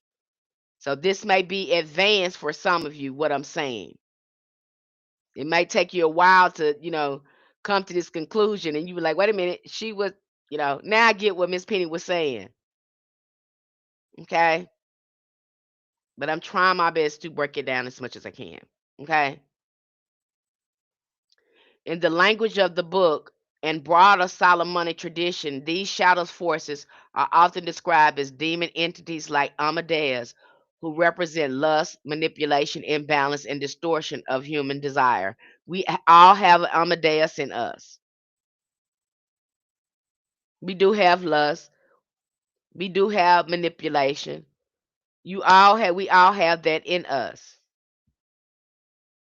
Okay? It's not separate from us. We have those parts of us. But when viewed through the lens of psychology, these are also the same forces that live within the human psyche as unintegrated patterns. Okay? This is why shadow work becomes so important and why it cannot be separated from spirit work. No matter how much people try to divide them, when you enter shadow work, you are not just doing emotional healing, you are opening doors. You are turning your awareness towards parts of yourself that have been hidden, denied, suppressed. And as soon as awareness touches those places, something begins to move. Okay. And that's one reason in here, when we first get you into healing, the first thing we do is start introducing you to angels and saints to start again getting you balanced. You've been on the dark side for a long time. That's why you here. You was stuck in survival mode. You was doing things out of survival mode. Yes, it was working, but now it's time to level up. So we start looking at the angels. Once you have mastered that, if you've mastered that and you've worked that light and you brought yourself out of darkness and there's some awareness there, then I recommend you're probably ready to conjure and go work with demons. But to work with this type of energies and you're not aware, it's only going to get yourself caught up.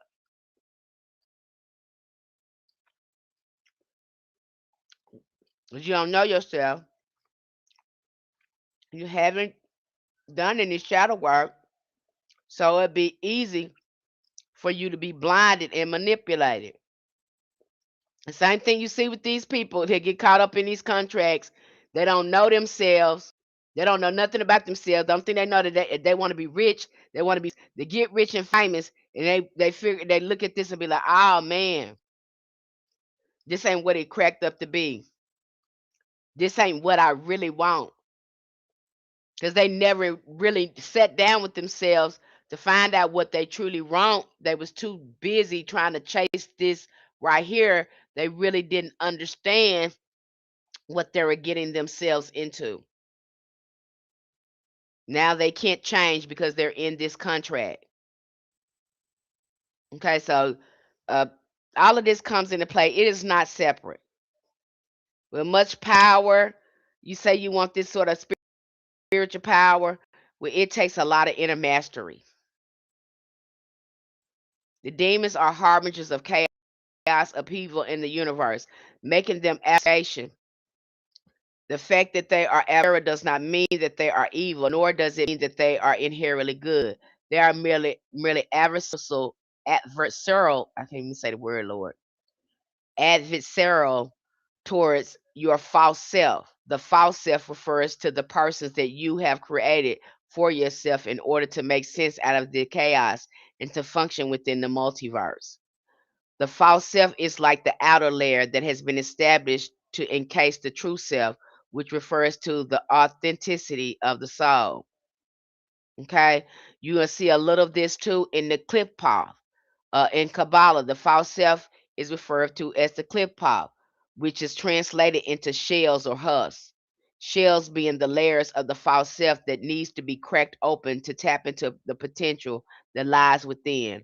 Working with such spirits will start significant process of deconstructing the false self, cracking the protective shell that you have formed around your soul and forcing you into a place of shadow integration and surrender into the inner child. That's what they're talking about when they look at the clip path. Sometimes they'll call it the back of the tree. I've heard it be associated with the tree of the dead,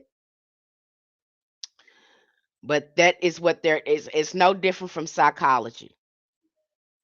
Okay, so when you're looking at spirituality as well, you're looking at the way your mind functions with positive energy and let me say this, light energy and dark energy. That's what you're doing. You have both. This is where the psychological frameworks of Carl Jung offers a powerful language. Jung describes the shadow as an unconscious aspects of the self, the conscious mind rejects.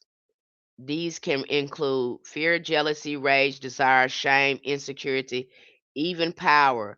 But he also spoke of the collective unconscious, a shared reservoir of human experience where the patterns exist among individuals. Okay? This is what we're doing even when you are working with demons or you are working with angels. However, this is why I recommend that you work with angels first before you start working with other spirits. Get your thoughts, get that together, get that healing together, get some balance going on so you won't be giving over your will to some of these spirits and find yourself in a pack that you don't want to be in. Okay?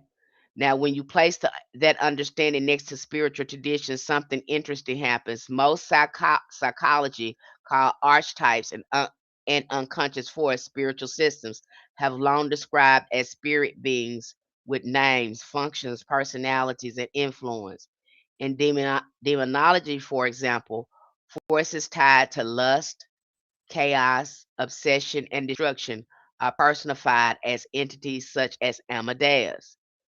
These are not random inventions, they are structured ways of engaging with real patterns of energy that humans have experienced across time. So now we're putting a name to it, and you're seeing again these magicians or practitioners are putting a name to this energy. It does this, it does that. They got personifications now. They got behaviors now. They're letting you know how to identify this Amadeus and what he does. Okay, they're naming it. They're telling you.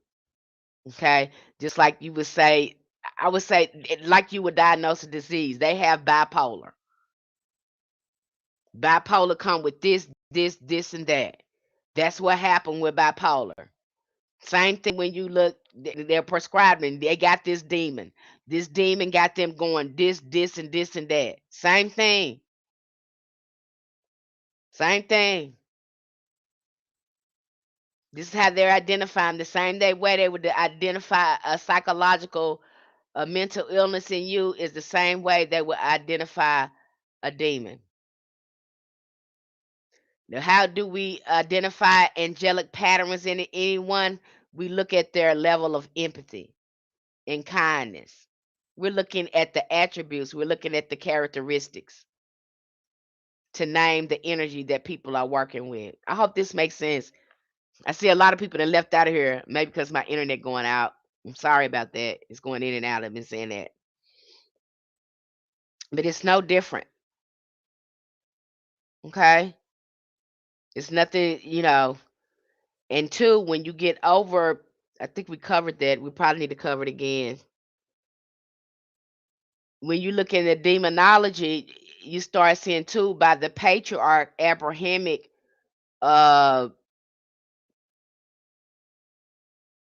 by their theology, they got that even shouldn't even be over there. They've categorized a lot of them as demons. You start to see a pattern with them because they're categorizing demons to things that they cannot control, that they are not in balance with. And these are the very things that begin to control them because you want to deny parts of these aspects that are in yourself as well. You got people thinking this devil and demon is outside of you. Well, no, it's inside you, sir or ma'am. Okay. So when someone enters a shadow work and say, I met a part of myself that felt dark, heavy, and even foreign, what they are encountering is something that sits at the intersection of psychology and spirit. It is both internal, in a sense, and transpersonal. It feels like me, but also not entirely me. Okay. And you might have these, I want you to be aware of these feelings because this, too, when you start working with other spirits, that fall in the shadow area, then these are the feelings that you might feel. I would say Santa Muerte. That's a good example. Some people say, yeah, she's good to work with, but her energy is like heavy, baby. This energy come in heavy, even the way they describe voodoo energy. Okay? It comes in heavy, it is potent, it is raw. Some energy feels like that. Doesn't mean that they are bad, they just have intense energy. Some people just have intense energy. Some people are just intense. Not to say that they're bad or anything, because I see that in myself. I can be intense sometimes. Not to say that uh it's bad. It's a sort of a respect too when you feel that energy. Okay, so even when you go in, and I can't, for some of you that's already conjured, if you work with some spirits, uh, that are shadow like, then you know what I'm talking about. It doesn't mean that they're evil. Means that they have a strong presence. I hope this is making sense to some of you. In the church, we got people. I did the word. Let me just stop because I get sunk up on this word. The word demon and evil scaring people. And like I've showed you in our community, I took you over there and said, and they got spirits over there that ain't supposed to be over there because they can't control them. Okay, and this is where people get uncomfortable because it challenges the idea of control. We like to believe we are in charge of our thoughts, our behaviors, our emotions, but shadow work reveals that there are more layers within us that operate with a kind of autonomy. They react, they influence, they push, they protect, and they have been ignored for too long. They can become intense and finally acknowledge. Okay? You don't want to acknowledge it like I'm having to do some self-development in my in myself. Like the ancestors told me, you're we resonating right here. We don't like that. It is this right here. Did I want to hear that? No.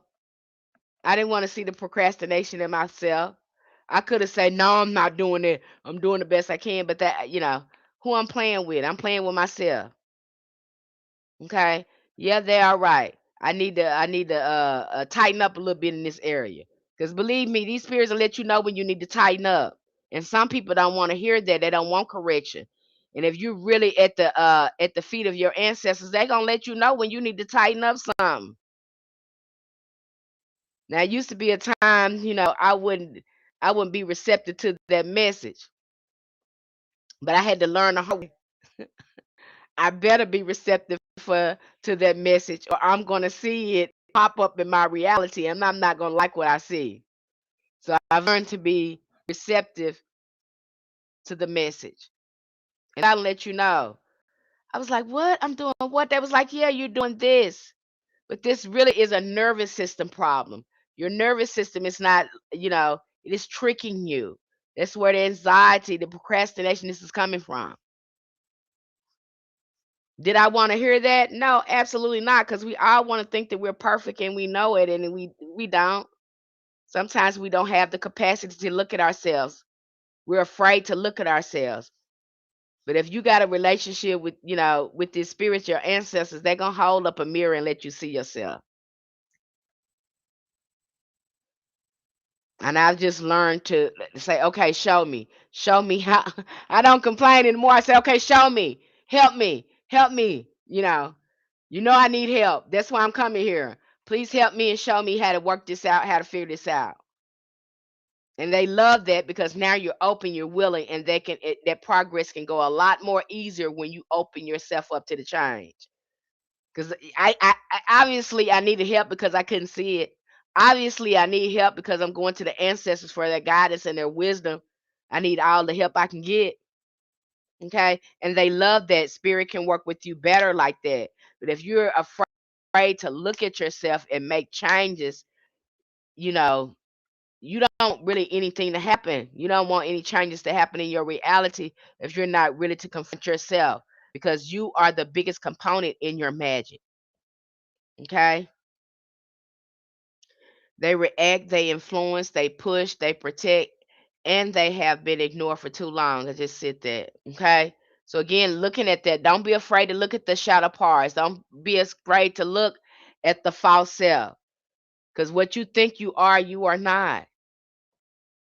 You got a lot of people out here now, practitioners now, is dealing with the false self. And I was just hearing a very popular uh spiritualist on this platform. First, the child was talking about cremation, and that's been crazy. But I also was looking at this part, and she was just like, "Well, if somebody says something about me, I'm going to defend myself. I'm going to fight. I'm going to say something. We're going to get an interaction because I'm not scared. I'm going to confront them. I am going to address them. I am going to, you know, address the conflict. I'm going to run to the conflict." And one thing I've learned too by looking at elders and looking at older people, it's hard to get an older person into conflict because they'll just let it be because they're not going to risk their peace. They just ain't going to let you do it. It's got to be something really worth whatever. They just not going to let you. And so sometimes we have to ask ourselves how important it is to address the conflict. Because when we're getting into conflict with people, we're also letting that same spirit use us. This same spirit is feeding off of both of our conflict. Because now you done took the bait. And now this spirit gets a chance to feed off this conflict. So really, just because you're invited to a fight don't mean you need to go. And I'm a fighter. I'm a fighter. My ancestors had to tell me, do you really need to pick up that sword? Now it's time to pick up that sword. I mean, put down that sword. We know you know how to wield it with good power. We know you know how to wield it. That's not your problem. Your problem is that you don't know when to put it down. You don't need it. Some of us are so stuck in a survival mode. We think we need to always pick up a sword when we should be really walking towards peace. And sometimes, and I've seen it, it is hard as hell to do the right thing. You think it's not hard? It's hard. It's hard as hell. It's hard as hell to do the right thing. I find that when I started to be quiet, because I got a fly mouth, and the ancestors be like, "Don't say nothing. You better not say nothing. Nothing. We don't want you to say nothing." That was hard because I wanted to say something. Okay, but I had to learn real quick. No, we want you to be quiet and learn. This is not the time for your sword. You're gonna mess yourself up. So again, knowing how we show up and how we're giving our power away. This young lady had no idea that she was giving her power away, that she was playing into these bigger forces. Why? Chances are because there's no self-reflection going on. It's the ego. I got to protect myself. I got to defend yourself. Really? Why? Against somebody you don't even know. They don't know you. You don't know them. Let them think what they want to think. You said what you said. Leave it alone. There's no sense in going back and forth with these people because if they're determined to see you in that from their perspective, you can't change their mind. They're gonna believe what they want to believe. You said your piece, move on. That person, they working with their energy, they're only gonna end up self-destructing because you're not responding. So who they talking to? The more they, try to get at you and you're not engaged, the more crazier they look. So we have to be careful about the things that we want to engage in. Say what you mean what you say, and you know, walk towards peace. Is the easy thing? Is the right thing to do gonna be easy? I'm gonna tell you no, absolutely not. But it's rewarding. I'm telling you, it's gonna be hard as hell not to say some things to people or not to put your hands on some people that you would normally do. Okay, and it's hard as hell to do. I'm not gonna tell you it's not. It's hard. It is difficult too when you're disciplining yourself for ritual. Because I just had a client like this. She just kept crossing herself up. I was like, oh my gosh. And even when I was telling her, she was like, I'm not that. You are that. You are crossing yourself up and you're doing it, through procrastination, uh, what they was doing, making excuses, uh, distractions. You're doing this to yourself. Most of the reason why we're not progressing in our practice because we lack discipline. We think it's a sidebar. We think this is a side thing, or we can put it off later. We don't make this the center of our self care. And so when we start doing it, we start crossing ourselves up. You're not doing the rituals. You're not staying consistent. You haven't developed a relationship with your ancestors because you make up all types of excuses and procrastination not to make time for this.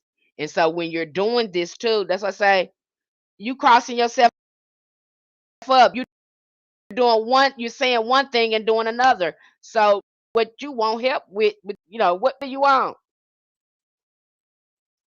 You can't say one thing and do another. Then you won't help from spirit.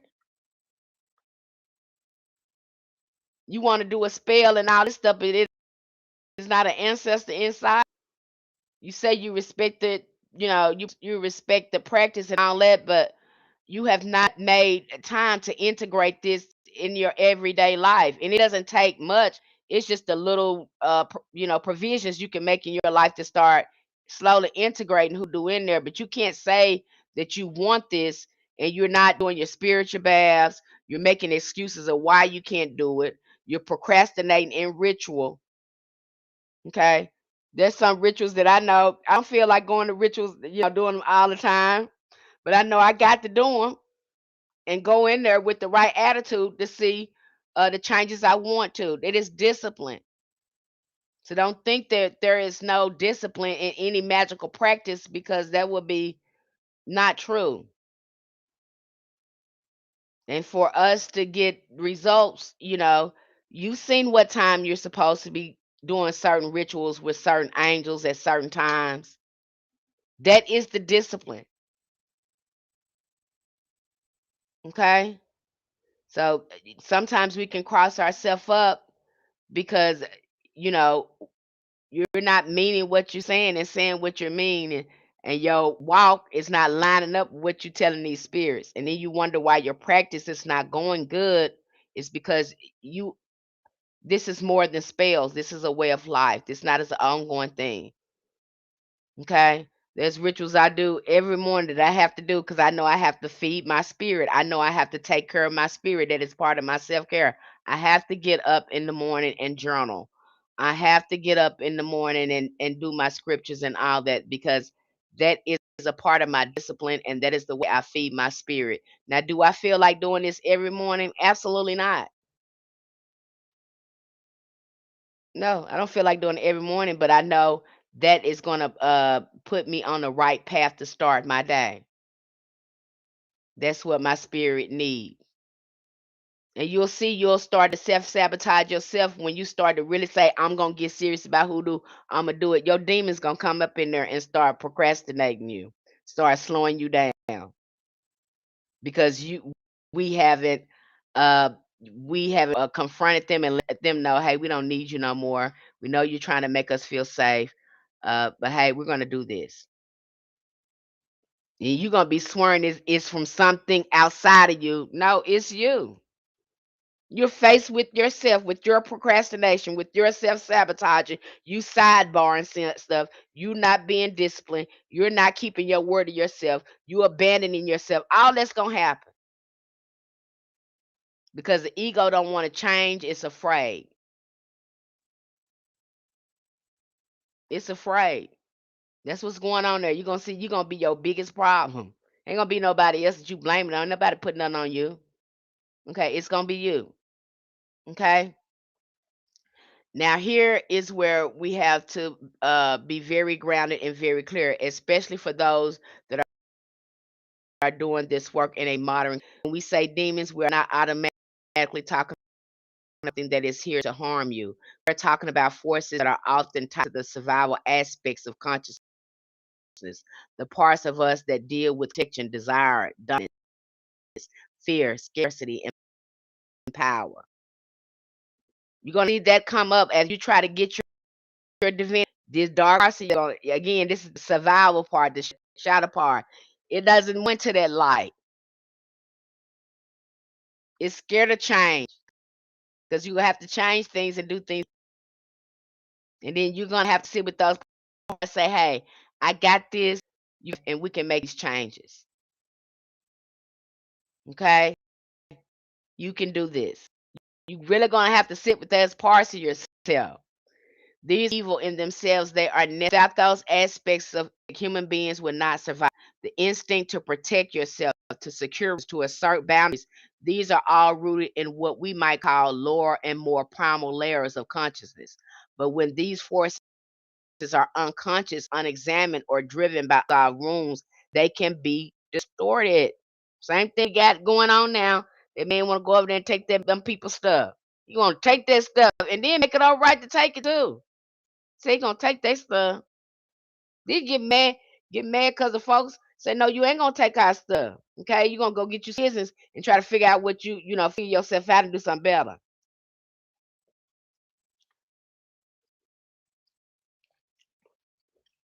So these demons that you think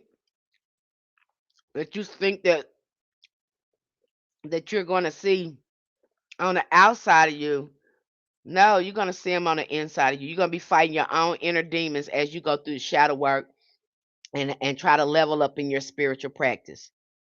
Okay, this is why I recommend you go ahead and learn about spiritual protection and cleansing. Go ahead and do all that because you're gonna go into spiritual warfare with these things. You're gonna be in spiritual warfare. Okay, that's just gonna happen because things don't want you to be free. They don't want you standing in the light. Okay, so they're gonna be doing everything. You yourself. You're gonna see how you be sabotaging yourself not to get things done. You're gonna see it for yourself. I just had a client like that, and I had to, and like her ancestors telling me, do not play. Tell her what this is. Play with self. What I playing with? No, I was just doing this. Cut it out. It's you. Let's stop the cap. Let's stop the playing. Okay. I'm telling you, want to see a difference. You want to see progress. Do this, and I promise you'll see progress. But it's not gonna happen outside of you because it sounds like you want something out of magic, wave a magic wand and make your life better, participate in making your life better. And that's not going to happen without your participation. You are playing into your own, believe that or not. Ain't nothing outside. You're doing this. Let her know if you're actively participating in it in a positive way, you'll get positive results, but that's not what you're doing. Okay? And we think that we're just helpless victims of circumstances. No, we're not. These are things that we are doing to cross ourselves up. Like you have people out here, you know, you want to do money spells and stuff, but you can't stop spending money on frivolous stuff. And so you think a money spell is supposed to work. That's abuse. Think that money spell gonna keep working and you gonna keep on abusing that magic, you're gonna hit a roadblock. It ain't gonna work. Okay. I had somebody else saying they work with, was it Saint Expedite? And they said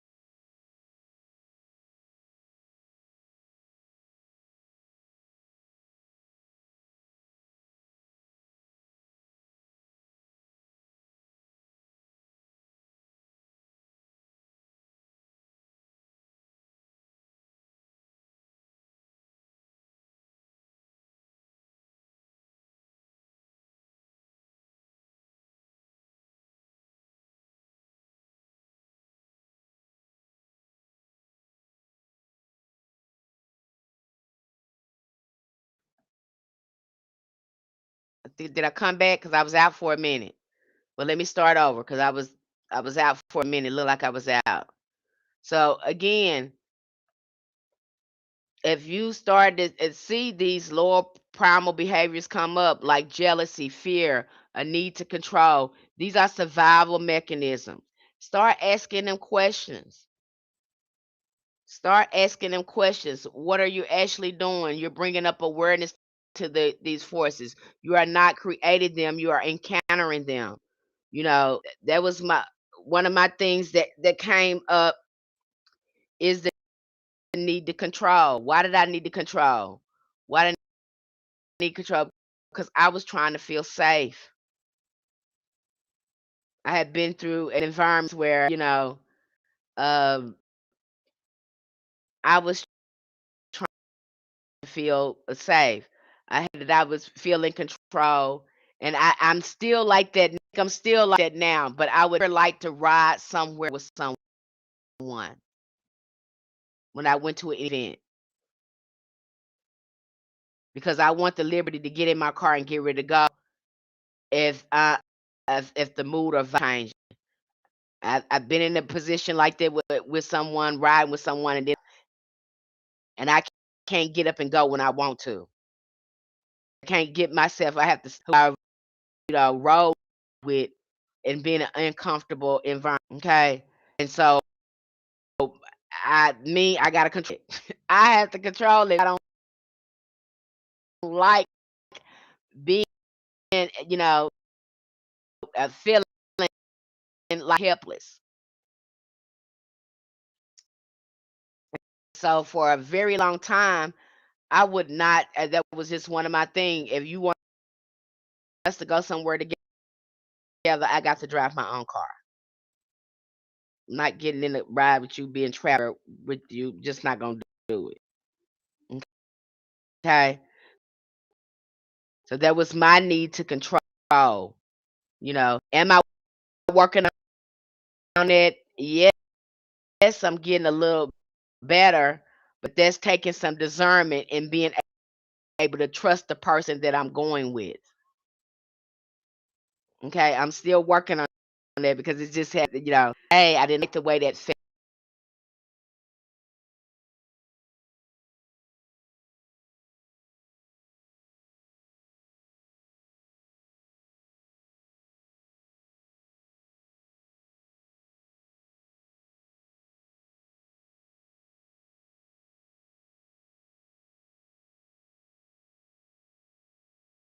You thank it for its protection, and when you set a boundary, and then you set a boundary. Okay, because it's some things that I would absolutely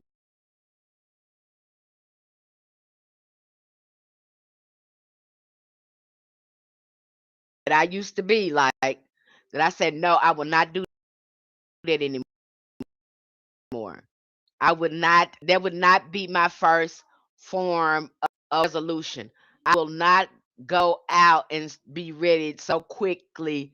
Ready, because that was my thing. Ready to go in a word battle with people, and willing to, physically be in battle with people. I'm no longer doing it. I'm just not doing it.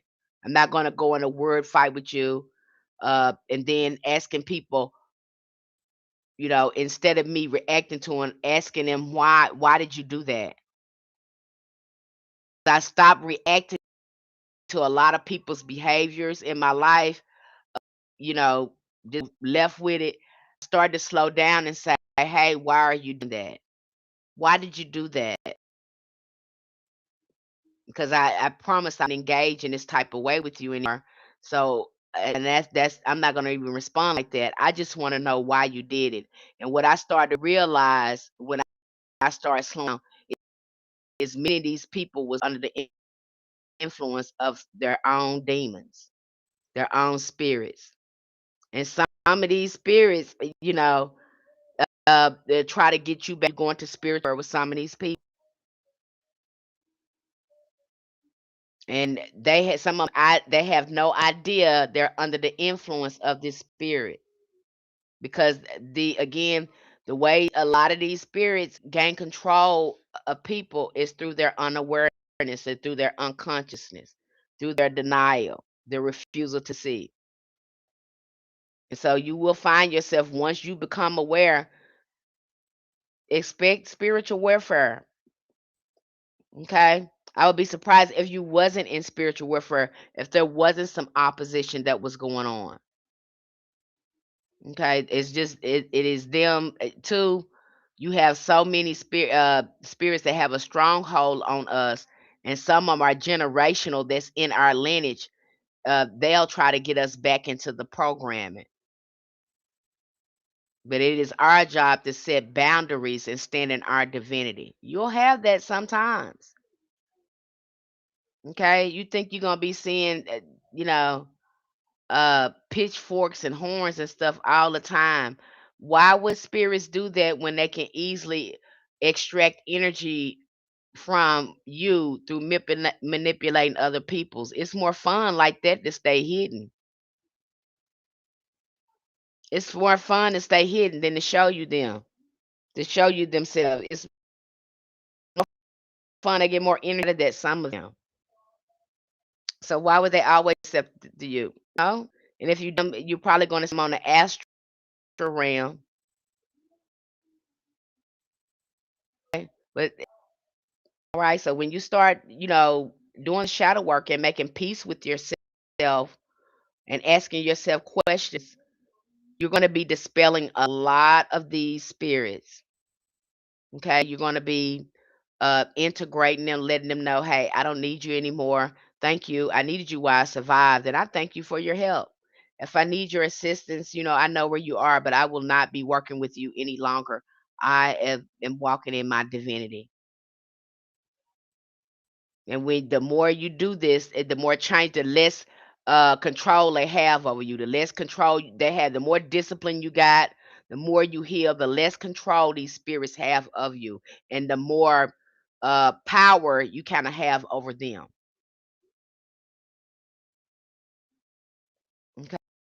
Okay. The more power you have over them, and you're able to wield them in ways that transmute your life, to bring more balance in your life, other than, sabotaging your life. This is how this is done.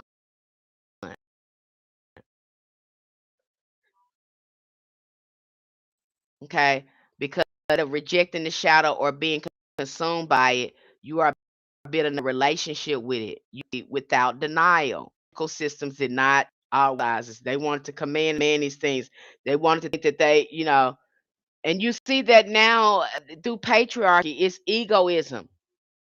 Okay, they don't want to see the dark parts of themselves. They're denying this. You even have this. We just went over Gnosticism when we look at that demiurge. He said, "How dare you create a world without me in it?"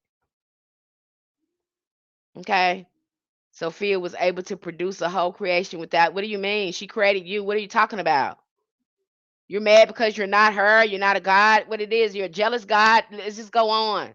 So you're seeing this psychological religious structure being born, and it is an opposition of harmony and balance.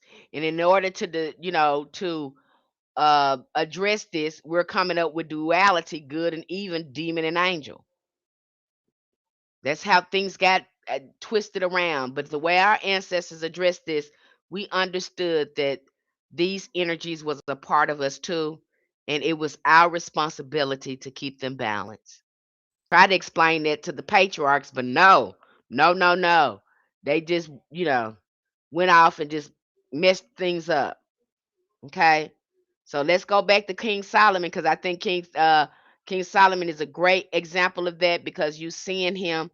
We got the 72 go ahead experience, the lesser and uh the lesser key of Solomon.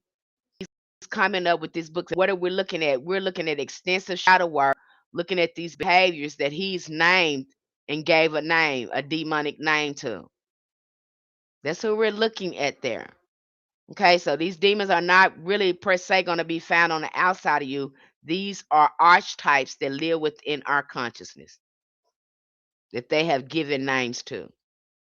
When we look at King Solomon, he is often portrayed as the master of spirits, the one who knew the names, who commanded demons, who used them to build, to reveal, to react. But what is often underlooked is the imbalance in that approach. Solomon's relationship with these forces was not always rooted in integration, it was rooted in command. This is the biggest mistake. I can't tell you. You tell me, you guys, you've looked at a lot of our books, especially occult books. A lot of you that have read some occult books, am I the only one noticing the pattern that in most of these occult books, even when they're showing you how to summon a spirit, they're telling you to command, be here now, be here now. Have you seen that? This is a recurring thing that I'm reading in all the occult books. We want to command, command. I mean, it's not an occult book that I pick up that this is not the goal. Versus on how ancestors told us to do this. They told us to set up tables and go out there ritually and keep petitioning the spirit until we start getting feedback. That is the most kind, respectful way to do that. Versus you seeing a lot of these patriarchs, they want to command. And I'm seeing this an ongoing theme um, within the occult esoteric practice. It is command. This is more about gaining power. And I don't think they're the only one guilty of it, because we're seeing people jump into hoodoo for this. It's not that they love the practice, it's that they want to gain power. And many people that get in here and want to gain power, it never fails. That's why you see them now that they start serving these demons. They make pacts with demons. That's why you get a lot of them going into Baphomet. They're going into the occult. They start making pacts because what they want is power in this physical realm. Some people are jumping into magic just for power. They're not jumping in it just to change their life. They want this kind of power. Heard all the time. Okay, when you don't understand what you're asking for, you don't understand that. You don't understand what you're asking for, because that is the price that you have to pay for power in the spiritual realm, honey. You don't know what you're asking for. And we just talked about that. You're gonna be somewhere in hermit mode with them spirits if that's what you want. You ain't gonna be talking to a lot of humans. I'm just gonna let you know that now. You get a lot of that. And then they know people that have the power, and they'll go manipulate them into doing things for them. And you got some practitioners don't care. They do it just because they can do it. Okay? So be careful what you ask for and the spirits that you're working with, especially if you're in conjure. That's why you have a lot of people that go deeper into their practice, and they start working with demons or whatever. They have they go through psychosis or have a nervous breakdown because that you want this power, but you don't want to look at you.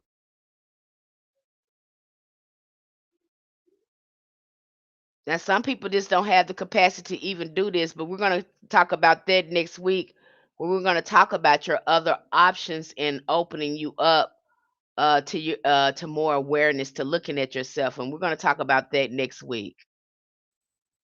Okay, because some people do have problem with their awareness. They can't really, process this shadow work, or they have something wound so embedded in them that they need help with getting it out. Something like that.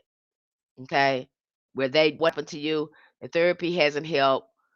You've been doing the therapy. What is the EDMR? You've done the nothing seems to work. So we will address that next week, and we'll talk about our options. Can get started with shadow work, addressing this, or start helping you remove a lot of those deep wounds that you need to move out of there. Okay. This is why the stories of his encounter with Amadeus are so important. Amadeus is not just a random demon in these narratives. He represents the very forces Solomon was engaging. Okay, lust, desire, manipulation, the distortion of human relationships, the pull towards excess. When Solomon, in a moment of curiosity or overconfidence, hands over his ring, the symbol of his authority, and everything shifts. Because I too used to enamored with this demon, losing the power through you. Okay, this is what got Solomon all messed up. I'm glad this story here, talk about that with our inner demons, even though they're telling it in a part where it's outside of him. These are his inner struggles. God told him many times, his God told him many times, I'm so tired of you honoring these, your wives, God. You marry these women and you bow down to gods. I'm a jealous God. You worship out these other people. I mean, and Solomon just loved women. He had a whole bunch of women. And of course, you can see this pattern in his lineage because his dad had the same problem. David. You see how this seems to be a lineage problem within their line with these women. There seems to be a recurring theme that's going on. I think that was David is the one that had that wasn't unalive, so he can have access to her. He could have had every woman he wanted her. Okay, so you're seeing this thing, this lust with women, uh, and you can see the value of women too, and how they're being played down because these men, they're collecting them like they're jewelry, and they are valuable, they are worthy, but yet you're putting them in subordinate roles. You want to own them. So that's a part of their psyche too that they're not dealing with. Okay. From a psychological perspective, this is what happens when unconscious patterns take over behaviors. When awareness is lost, the patterns step into the driver's seat. Just like you seeing now with this with your leader over there in America. I don't even like saying the man's name, Lord. He's fully being taken over by these things. Now they're calling it dementia or whatever else. Now he's lied, these stories. This is why he keeps spinning these stories like this. He's fully being taken over. That's what happens when you don't want to look at yourself and you just want to be raggedy and all this stuff. That's how it looks. The spinning of the stories, the lying, the all that. That's what you're looking at.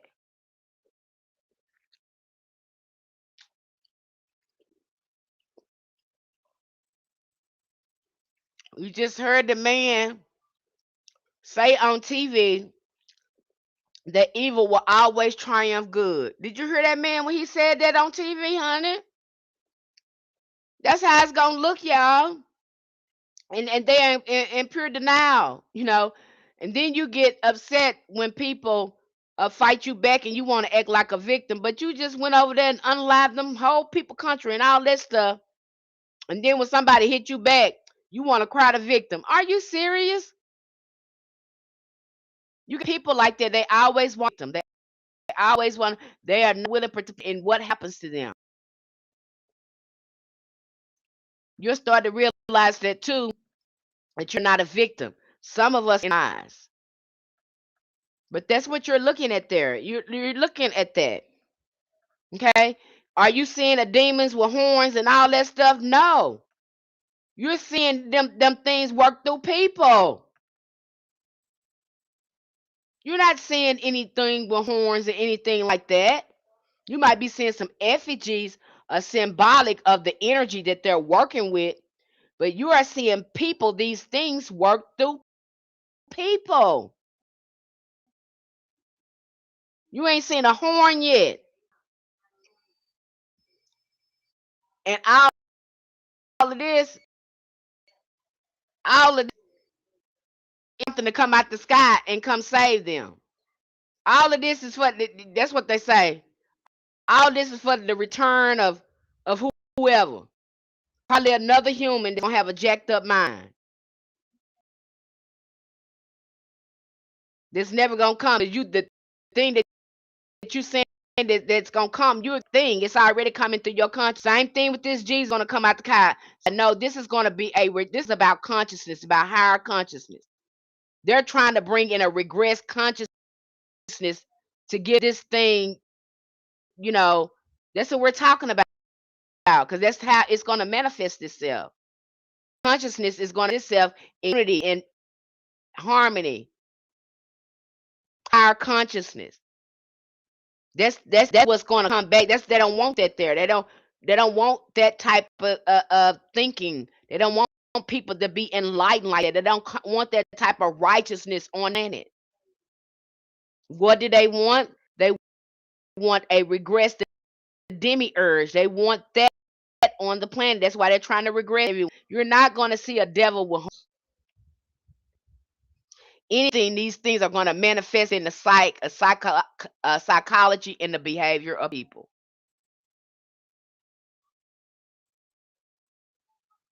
Okay, that's what's going to. You see it for yourself, man. I was just blowing the man said. What the man say? The man said evil would triumph over good. I said, oh my goodness. And are we hearing this right? Is this man telling us this? So y'all gonna outright tell us y'all raggedy? That you gonna be raggedy and it's raggedy with you. I didn't volunteer to be raggedy with you, but you know what? They got that. You know what? They're able to do that because so many people are unaware and unconscious to this. They would not be able to do this if more people were more conscious and aware and had more empathy. Because we lack the empathy, they have created an environment that's unhealthy. And it lacks empathy and awareness. It gives them fuel to do what they're doing. That's what's going on, but you don't understand how the spiritual realm work, so it can be confusing to you because you just like, what's happening? Surely no, but that's how it goes.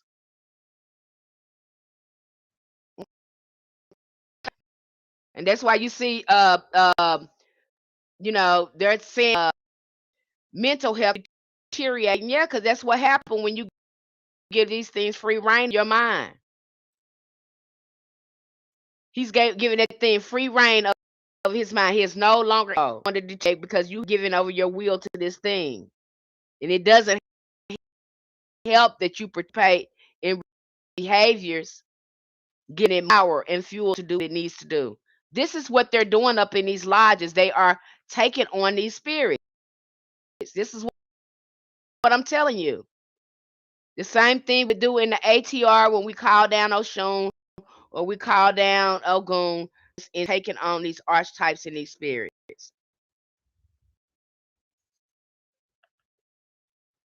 I hope you heard what I just said.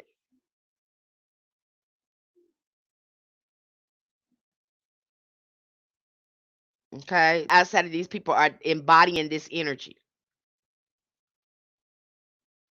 Okay.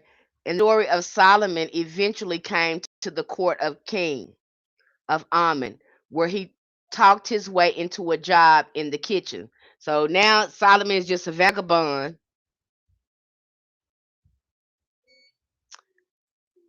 He's no longer in the kingdom. This is the story that they're telling in here.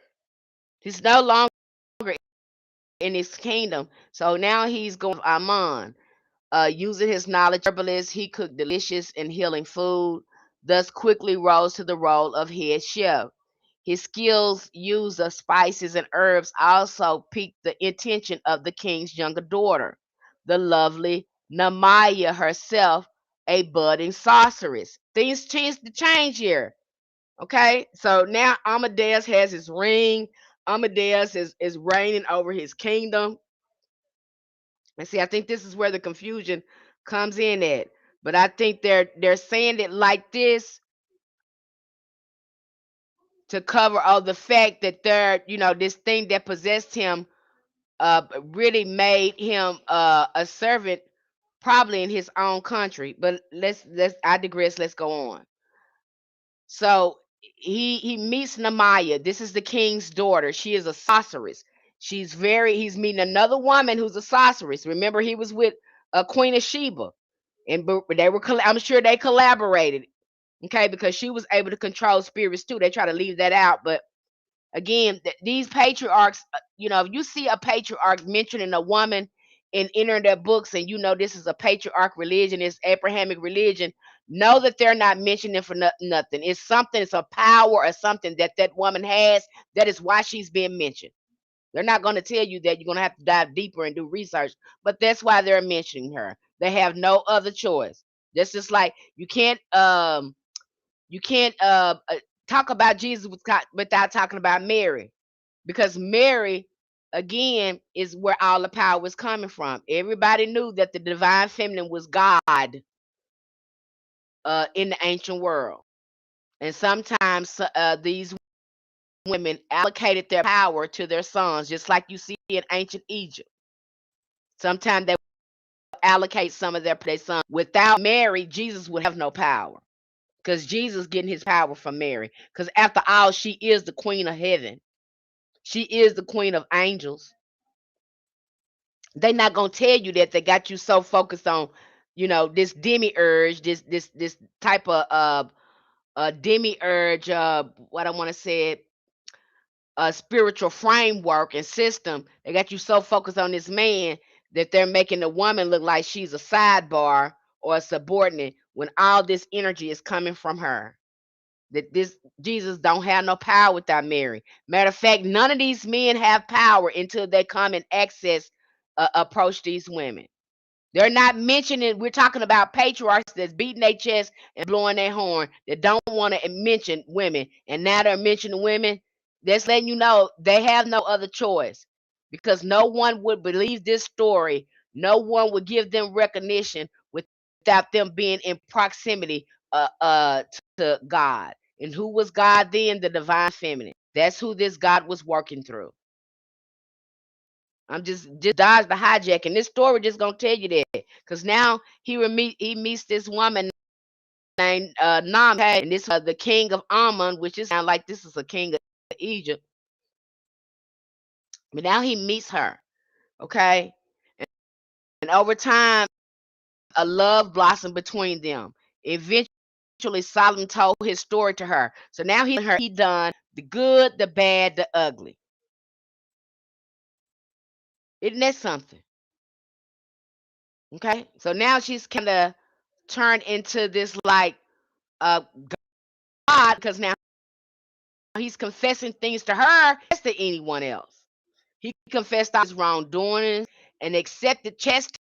She chastised him. This is a patriarch story. This is a man doing this, and yet is again being submissive to her, and he's being chastised by and advice from the Maya. So now she's giving him guidance. She's giving him divine guidance. She's giving him advice. Having made his peace with God, because now he's made peace. Now he's letting you know he's made his peace with God after he confessed with her. After he told. So who is really the God? See, and these patriarchs, again, even you without telling you that it's divine feminine. Just like when you look at Kabbalah, at the top of that tree is Sophia. They got to mention Shekinah glory. They got to mention Sophia. They letting you know they're not mentioning it because they want to. They mention it because they don't got no other choice, because that's where it's coming from.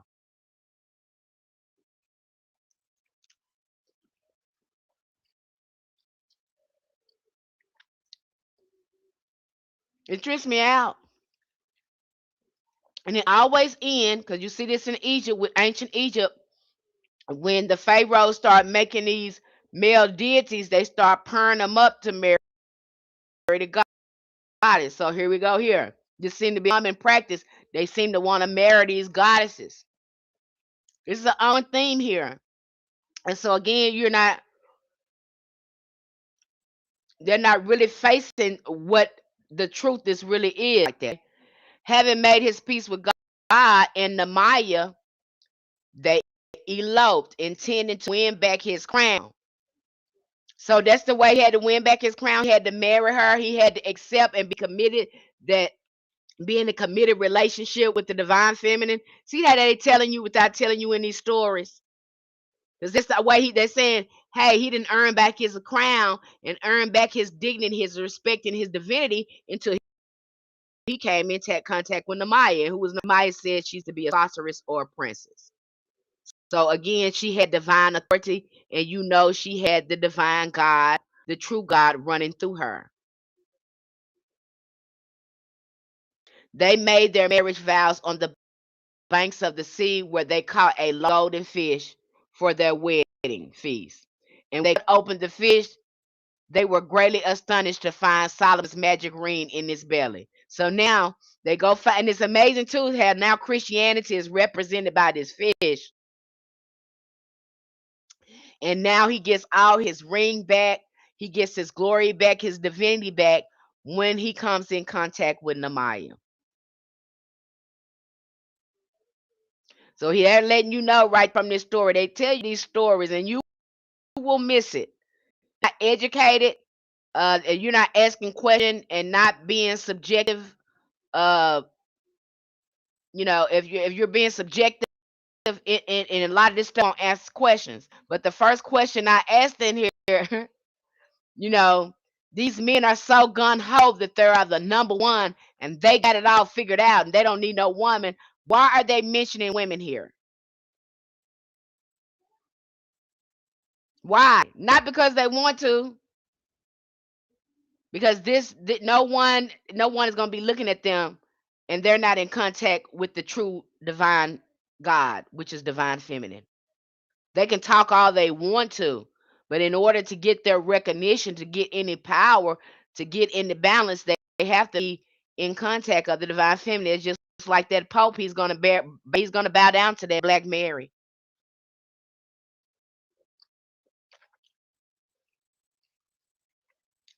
He may not do it in front of you, but he gonna do it. He gonna have you probably worshiping Jesus. Most of them gonna be bound down to that Mary.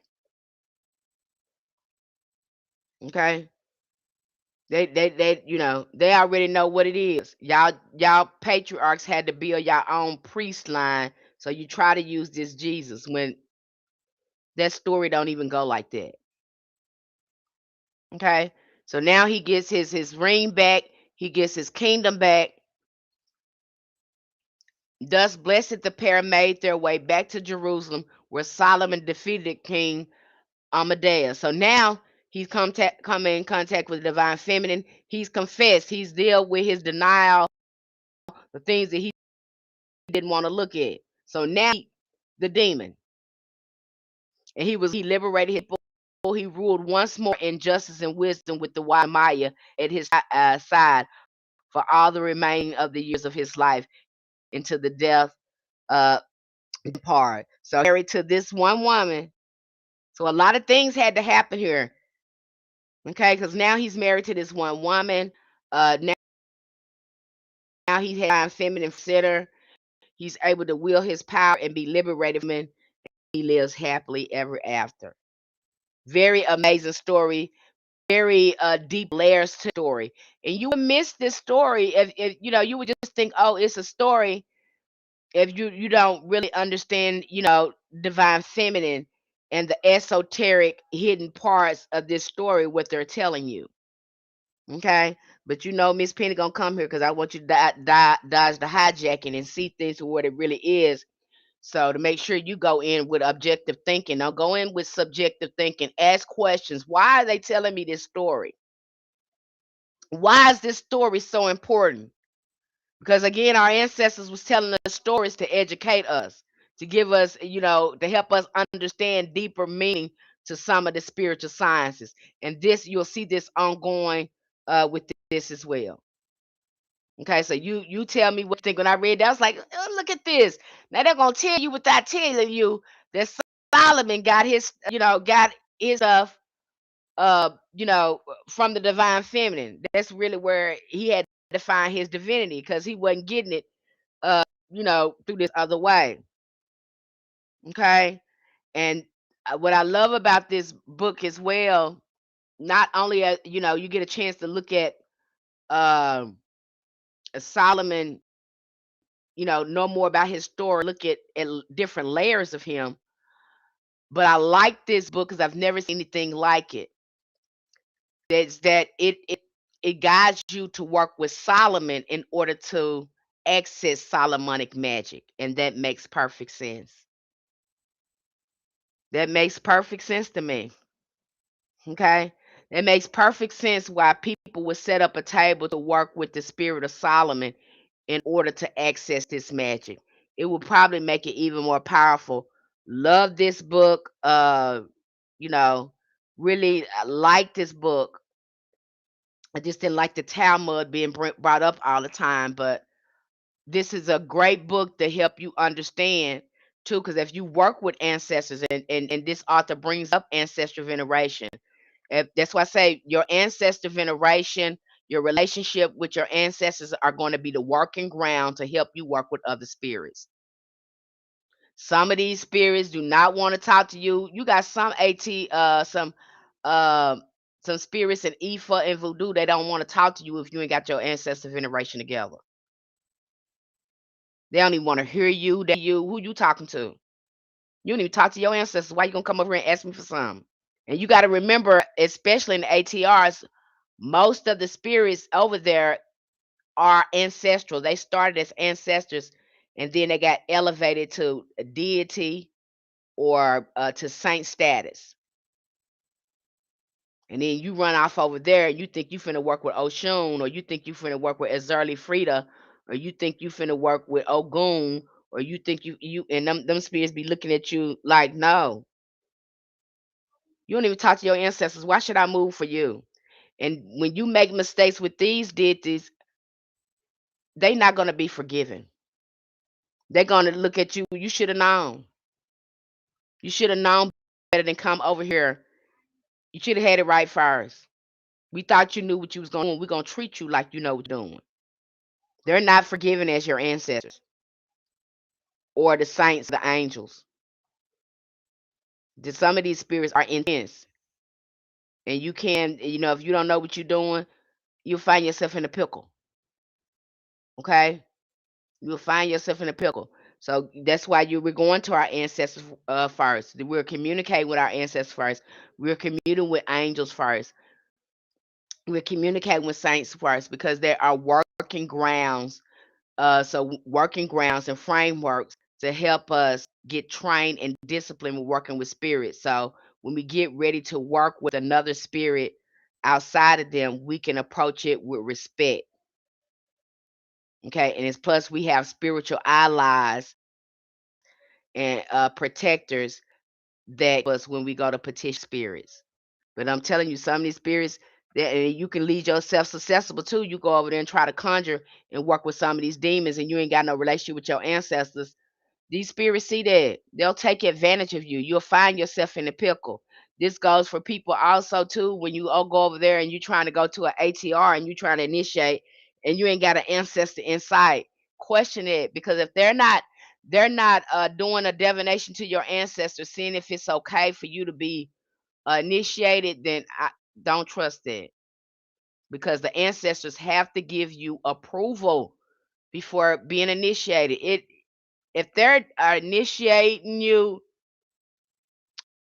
and they have not to your ancestors, there is no medium there to talk to your ancestors. It's something that you're doing, and when the ancestor in sight, I will question that, because your ancestors have every bit that they are, excuse me, they are very active into your initiation process. They have something, they are not to be ignored, because this is as ancestral. And a lot of these spirits, I will say it again, some of these spirits don't want to look at you.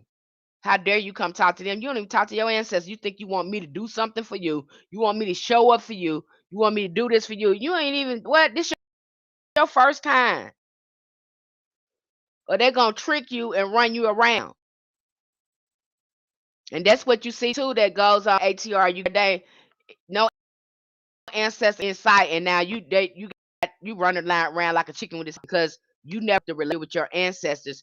You didn't have a good foundation, because you was over there rushing for power and things like that.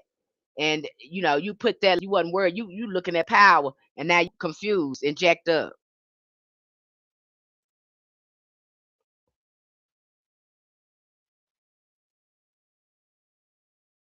And maybe you up here doing spell going on here too now. You're constantly doing spells. It was working at first, you know, but you think you just want to take up the ante higher. Now your work ain't working because it ain't clear. You ain't in alignment. You haven't talked to no ancestors. You don't know what's blocking it or anything else. You just do spells because somebody told you can do it. But when you take a closer look at spells, the people that's showing you, you best believe they're working with a spirit. That's why I tell you, is this really magic?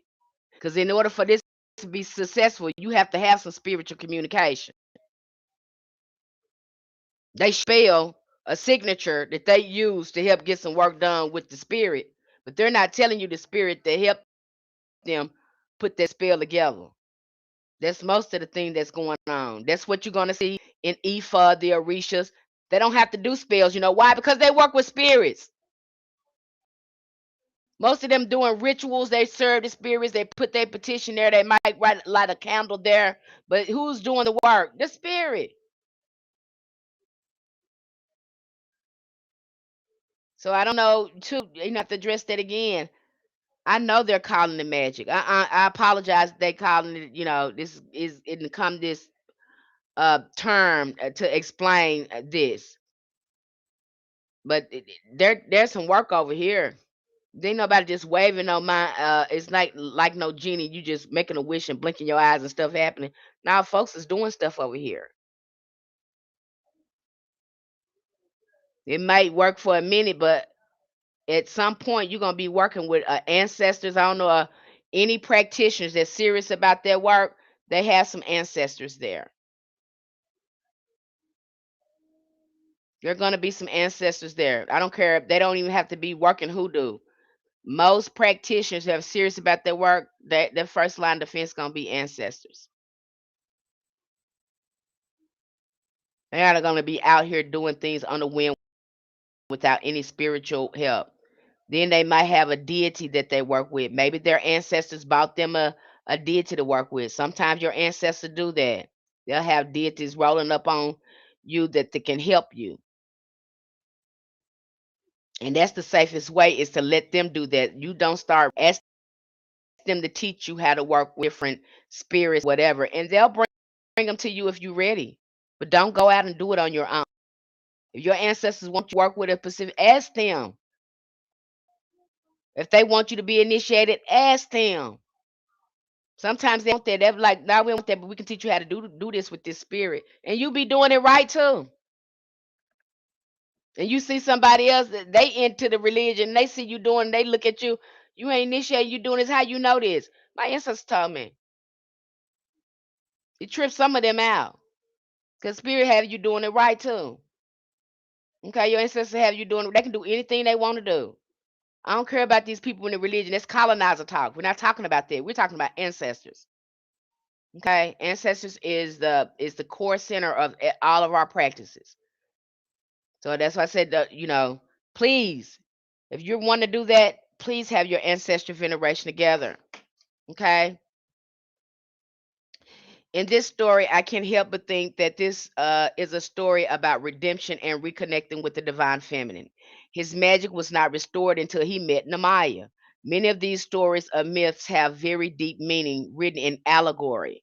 I think that in this case, Namaya is often presented as a sorceress, a wise woman, someone deeply attuned to both the natural and spiritual worlds. But symbolically, she represents something much greater. She embodies the return of balance, the reintroduction of what can be understood as a divine feminine. It is not until Solomon meets Nehemiah and confesses his fall and accepts correction and enters into a relationship with her that his path toward restoration begins. So again, he had to go to this divine feminine. Same thing that you see in Kabbalah when they're climbing up this tree. At the top of this tree, they have to admit to the top of it, the divine feminine is sharing her divine attributes with them so they can ascend to godhood. In fact, men don't ascend to godhood until they reach the divine feminine. I firmly believe, some of the things that you see in religion today is about more about the patriarch spiritual evolution in returning to his divinity more than it is about women. That's just my opinion, you know. Because I mean, you're going out of all this, to say that the divine feminine is the true essence of God. Yet in this world, you deny this, but in private, and even to excel spiritually, you have to admit this. I know it sounds crazy. It sounds crazy, don't it? It do. If you just admitted this from the get go, we wouldn't have this problem. Just I got the decolonizing and dodge the hijacking. Like, why are we going through all of this? You want to go through denial and you want to play these power games and all this stuff before you admit that you're gonna have to get yourself together and get in balance. You kind of see that happen now, but yeah, that's what you're seeing there. Okay. His power was not immediately returned through force or command. It was restored through humility, partnership, and alignment. Even the recovery of his ring from the belly of the fish is deeply symbolic. What was lost was not destroyed, it was hidden, waiting for the moment when he was ready to reclaim it and with a different level of awareness. Letting you know here, I think that was a marvelous story, a great story to tell us about Solomon, and it's a lot about his interaction and the way he interacted with where these demons were really coming from. It really gives us a lot of insight into that. Within the mystical traditions connected to the Abrahamic, there are echoes principles seen in concepts like Shekinah, often described as the indwelling presence of the divine, and Sophia, representing the wisdom itself. These are not secondary forces, they are foundational. They represent the inceptivity, relational, and the flow of life itself. When these aspects are ignored or suppressed, imbalance occurred. You saw that with Solomon. He was using that stuff, and see, he had to confess to her. I firmly believe him confessing to her and telling her all this stuff. He really admitted to how he was using this demon to take advantage of women. I mean, go back and look at his life. He was fascinated with these women. That was his weakness. In fact, his God is getting mad at him because this weakness. And it makes sense why he would be so enamored by Amadeus. He would be so mesmerized. He would just be mesmerized with this power. And so it makes sense why Amadeus was able to take advantage of him because of his own weakness. And these demons will do that. Okay, so if you're not ready to expel something, if you're not ready to deal with it, or you just want to deny it, I say more of the more power these things can have over you. And say, instead of saying, okay, I see you here, I have this habit, I do this, but I want to change this. I want to be in the driver's seat. I know why I did it. I want to process that pain. I want to purge that pain. And I want to say, hey, thank you for showing me this, but I have this now. I no longer need you to protect me. That's how you want to be addressing these energies that's inside of you. Okay. And this is a pattern that can be observed not only in mythological narratives, but spiritual practices as well. When power is pursued without interest, when control is prioritized over connection, domination replaces relationship. The system becomes stable. Okay, so know what you're doing when you're doing this work. Make sure your attention is in order. By all means, you know, your work is going to get better. Your psychic abilities are going to get better if you're doing the ongoing work on yourself, because your awareness has got to be together. It's important to be able to understand your thoughts and understand when an outside thought is giving you information. So the more we clear up our own psychology and start to heal some of these wounds, the better our intuition is going to be, the better our spiritual communication is going to be. All goes hand in hand. All hand in hand. Solomon Falls can be understood through the lens. His engagement with spirits, particularly those representing desire, control, and material influence without maintaining, led to his displacement. It was his spirits alone that caused fall, but the lack of integration. Okay, and you see that we saw that go on with Albert Merlin magic. He wanted to command these demons after he formed a relationship with his guardian angel. And we started to see that most men were not able to do that. These demons came alive because they were not integrating them, and it was wreaking havoc in their life. And so a lot of them had to abandon that work because this was supposed to be done in unfoldment over time to really see good progress from shadow work and to see, changes in you. I would say it takes about 2 or 3 years if you're consistent. And then going into, conjure or working with other spirits, but your mind has got to be together. There can't be a deny. You got to be willing to look at yourself. If you're not willing to look at yourself, that's why I trip out of some of these people, practitioners. They think they know everything and they can do anything that they want to do. No, you can't. You're gonna mess yourself up. No, you can't. You won't even. You're so busy telling people. You won't even acknowledge your own flaws. You got people thinking that you don't have flaws. Okay, and I don't admit. Uh, I don't mind admitting that I do. It would be foolish of me to say that I don't. That doesn't mean anybody mean that they have more power than me, that I'm not who I am supposed to be. That doesn't mean that I am exactly who the ancestors assigned me to be. They don't take away my divinity. It doesn't take away my personal power. It doesn't give people power over me. It gives me more power to stand in who I truly am. I can be my true self. I don't have to hide behind an ego that I got this together. No. I can look at myself truthfully. And some people cannot do that. They just can't do it.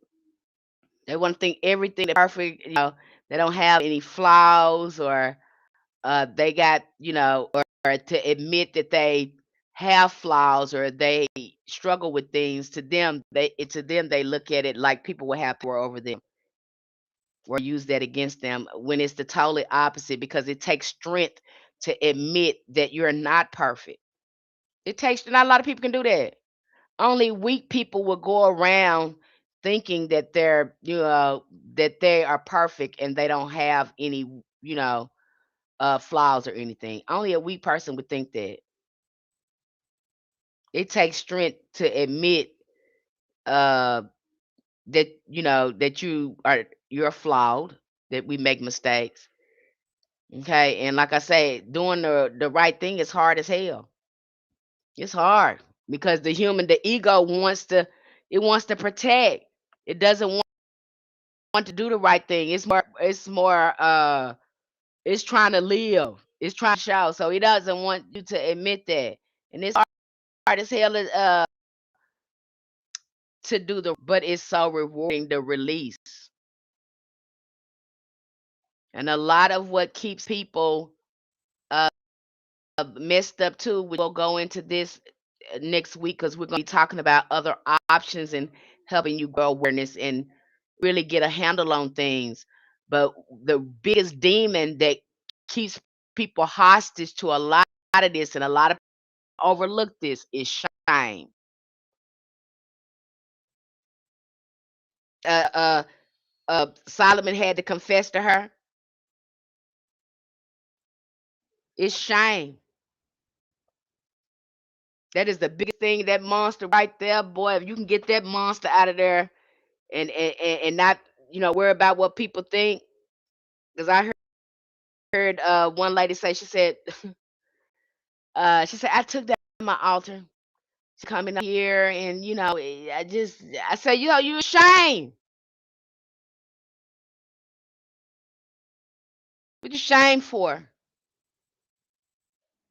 I don't give a damn about what them people think. They're not helping you with your life. They're not fixing stuff in your life. Their life is all jacked up, and you want to be shamed and embarrassed because you got an altar sitting up in your house. And here these people, life is ragged as they can be, and you worried about what they say. And here these spirits here, your ancestors, them, they fixing your life. These people life, they wish their life was fixed. And you're gonna be ashamed of that. You're gonna have to get to a point where you don't care about what other people think. It takes a lot to do that. Okay. I deal with the same thing. It is hard to come here some days and have conversations with you. You don't think I deal with my own struggles? Absolutely. I do. right before I get on here, I don't know why, right before I come on and I make any video, my anxiety bees on 1,000. A million things be telling me to wait a minute, take another minute, do another thing. Not right now. I mean, the ego, it will come up. It will try to talk you out of your level up. It'll try to talk you out of your purpose. And then I have to say, hey, no, I got this. Thank you for keeping me safe. There's no reason for me to avoid this. Okay. I don't know, and some I think some artists have talked about this, how this anxiety will creep in, but then the minute they get on and start doing their thing, everything just flows. Okay, so shame will try to convince you. You have the ego that's trying to keep you safe. And you'll see this too. And I'm probably a lot of y'all experienced it because I'm seeing it over there now. When it's time to really start getting heavy in your hoodoo and making room for it. Now you said you want to do this and you really want to do it, but every time you go to do it, some distracts you. You can't do it, you ain't got time. That it's just all sorts of things. But I guarantee you, if there was something that kept your ego safe, such as doing something that you want to go do, go, at basketball game or a football game or a concert or whatever, you'll be up for that. You won't sabotage yourself for that. Because there's no threat to change. There's no threat to your identity. There's no threat to the ego. It can still be itself. But when you start trying to change and shift and level up, you're gonna be your the fight gonna be in you. It ain't gonna be outside you, it's gonna be in you. And some of you are probably already experiencing that. And it's, and you're probably embarrassed a little bit by it. But I want to recommend that you start taking baby steps to start doing the work, start doing the acknowledgement. Because when you start doing that, you begin to loosen the power and the grip of these things on you. By ignoring it, you're just giving it more power and moving into more darkness. So the more you own this, acknowledges it, less power it has. I hope that made sense. Did that make sense? Did what I say here make sense to anyone? Put it in the comments if it made sense. If it's something that you want me to go over, you want me to go back to and talk about, tell me that again. I mean, bring it up so I'll say it again. If there's something that confuse you, because I know this can be a little confusing because they have separated demonology from psychology, shadow work. They just separated everything. This world is good at separating things and not bringing things together. And I know it can be confusing. So if I confuse you, if it's something that, you know, that you didn't get what I said here, please put it in the comments. I'll go back and say it again. I will. Because I know it's confusing. It's a lot. Okay. And I know some of you want to do this and you probably are thinking, I don't even know what the first thing to do. Shadow work, ancestors work. Take baby steps. Get your bathing, your protection, and your cleansing together. You don't have to thrust in that. This is a way of kind of a way of life. Once you can get consistent on your spiritual bath, your ancestor veneration, they focus on healing it yourself, grounded and anchored in yourself, then you can move on to probably doing work. But we certainly need to get started because this hoodoo is about actively doing work. It ain't gonna happen long as you think about it. Hoodoo is about work. Nothing gets done without work. I don't care what they showing you with these spells. This is work. Now they calling it spells for a lack of a better term, magic, but our ancestors always call it work. And believe me, you gonna find out why it's work. Okay, you're gonna find out when you're trying to move some stuff and get something done, and you realize there's some work you got to do on your part. You realize that it really quick hey, is this really magic? Because I had to do some work. Okay. Uh, let's see here. Solomon fall can be understood through this lens. His engagement with spirits, particularly those represented. Okay, I just said that. Okay, when you focus your mind, when you intentionally align with peace, you invite clarity. When you open yourself to guidance, you are tuning into frequency of consciousness, and it responds. This is why working with angels, working shadow work can be so powerful, because whether you frame demons as external entities or internal archetypes, they operate through resonance. It's like I said, if you on there, and Solomon was definitely it. He was in resonance with Ashmodai. That's why he was so hard to get rid of. He had to confess. He had to talk about the things that happened to him to get off that frequency, to disconnect himself from that. Okay, they connect to what is already present. If there is unhealed desire, they amplify it. They amplify it. So if they see something in you and you start doing conjure with some of these spirits, and you ain't did no healing, and they see something in you, that it's going to amplify whatever that thing is you're trying to ignore. It's going to make you feel powerless over it. If there is a fear, they feed into it. Okay. If there is a need to control, they will meet you there. That's why you got the, it's imperative. That's why I'll tell you, for those of you that in our your conjure members, and you're over there, you'll hear me, and I'll give it to you. Okay? Because I have to let you make the determination for yourself. Um, and I try not to tell you what to do, but you'll constantly hear me tell you when I'm giving you materials over there through all that stuff. Hey, make sure you follow this guidebook verbatim.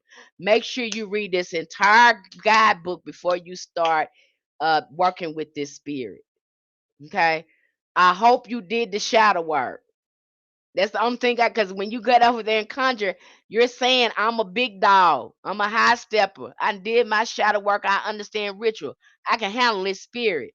So I'm going to give it to you like you can handle it. Okay. But I also like to put up guideposts, for those of you, maybe you haven't did shadow work. You'll hear me repeat it again. But I don't recommend doing any conjuring. And conjuring is very different because you're working directly outside of the scope of angels, saints, and ancestors. You're going outside that scope then. Okay, you get the conjuring. Conjuring is about working with these spirits that can be more intense, and they have their own way that they help us. And this could be more like Oshun, Oya, Shango, Ogun, Papa Legba, into the more goetic spirits. What they some of them are calling demons. They got their own way of doing things, and that's more of conjure. Conjure is when these spirits have their own specific energies and ways that they like to be approached. They have, you can enter into full pacts with them, contracts with them. These are these spirits. Okay. So, make sure you got your things together. Make sure you understand what you're getting yourself into. Because whether you frame, okay, I just said that, but if there is awareness, grounding, and clarity, the same applies to what we call angels. Angelic forces, whether understood as beings or higher states of consciousness, align with order, clarity, inspiration, and peace. When the mind is focused, when the intention is clear, when the practitioner is grounded, these forces become accessible. You'll go to your altar sometime. I love doing this. As soon as I start get my mind focused on the angel and their attributes and start that meditation, I feel my thoughts rising to that sort of creativity. I can even feel the softness in my body, and my heart opens up. And many times I could tell when it's opened up because the tears will start flowing. That's how I know I was like, okay, this is happening now. I'm wide open. The shift is starting to happening now. Then all this inspiration starts to come through. Okay. So you would definitely feel it with angels. I do recommend that to start doing this work here because they'll have you shift and bring in a lot of healing, and you can look at things from a different, higher perspective that brings in healing, that brings in self love. That's what we need to happen. We've lived in survival mode enough, a lot. We know how those demons operate. We already know how to operate. We don't want to be too fast to be going over there messing with it because we've been living in it for a long time. Okay, we've been living in survival all the time. Now we are learning how to thrive. We're learning more about unity. Okay, we're learning more about harmony. We're trying to learn more about balance. So now we need to be working with that light energy, more angelic energy to bring us in balance. Okay, and we might have to go into the shadow and do it and start asking ourselves questions. And what did the angels do? Help us transmute it and look at it from a higher, more loving perspective. Okay. Just like I've seen these spirits operate through people and use people to do crazy stuff, I've seen angels move people to do beautiful things. I'd be sitting up there watching them. I've seen angels move just like you see these spirits jump from people to people, can make them do horrible things. I've seen angels move from people to people, make them do beautiful things for people. Yeah. And so it's the same on both ends. And once you start tapping into this angelic frequency, you'll start seeing more synchronicity. The best way to tell is when you get in the message, especially from angels or ancestors, they'll keep repeating a thought to you or idea to you over and over again. It'd be subtle, but the idea won't go away. They'll keep on mentioning. You be like, God, this I got to do this because it's not gonna stop, get off my mind until I do it. This is the way they communicate with you. If something is recurrent on your mind or an idea, or if they're pushing you to go check on something and you didn't think of that. That happened to me one time. When I lived in Oklahoma, we didn't have any food. We had ran out of food. We were living there, and I was really big into working with the angels because I tell you they show up. And something kept telling me, you need to go check that mailbox. Go check that mailbox. We didn't have no money. I wasn't expecting no money. I didn't know how we was gonna get something to eat. I did not know what my kids was gonna eat that night. I think this is the first and only time that I actually ran out of money to feed my children. And I kept getting this, it just kept ruminating in my head, go check the mailbox, go check the mailbox, go check the mailbox. I'm like, I'm not gonna get that. This don't make no sense because I ain't got no money. Ain't no money coming. Ain't no money coming. I don't have any money. So this don't make any sense. But I had this anxiety and anxiousness, this urge just to go check the mailbox. I went and checked the mailbox. There was an envelope in there with $100 in there.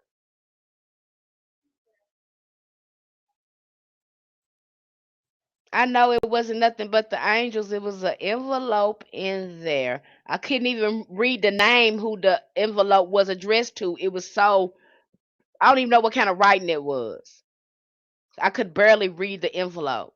But I opened up the envelope. It was $100 cash in there.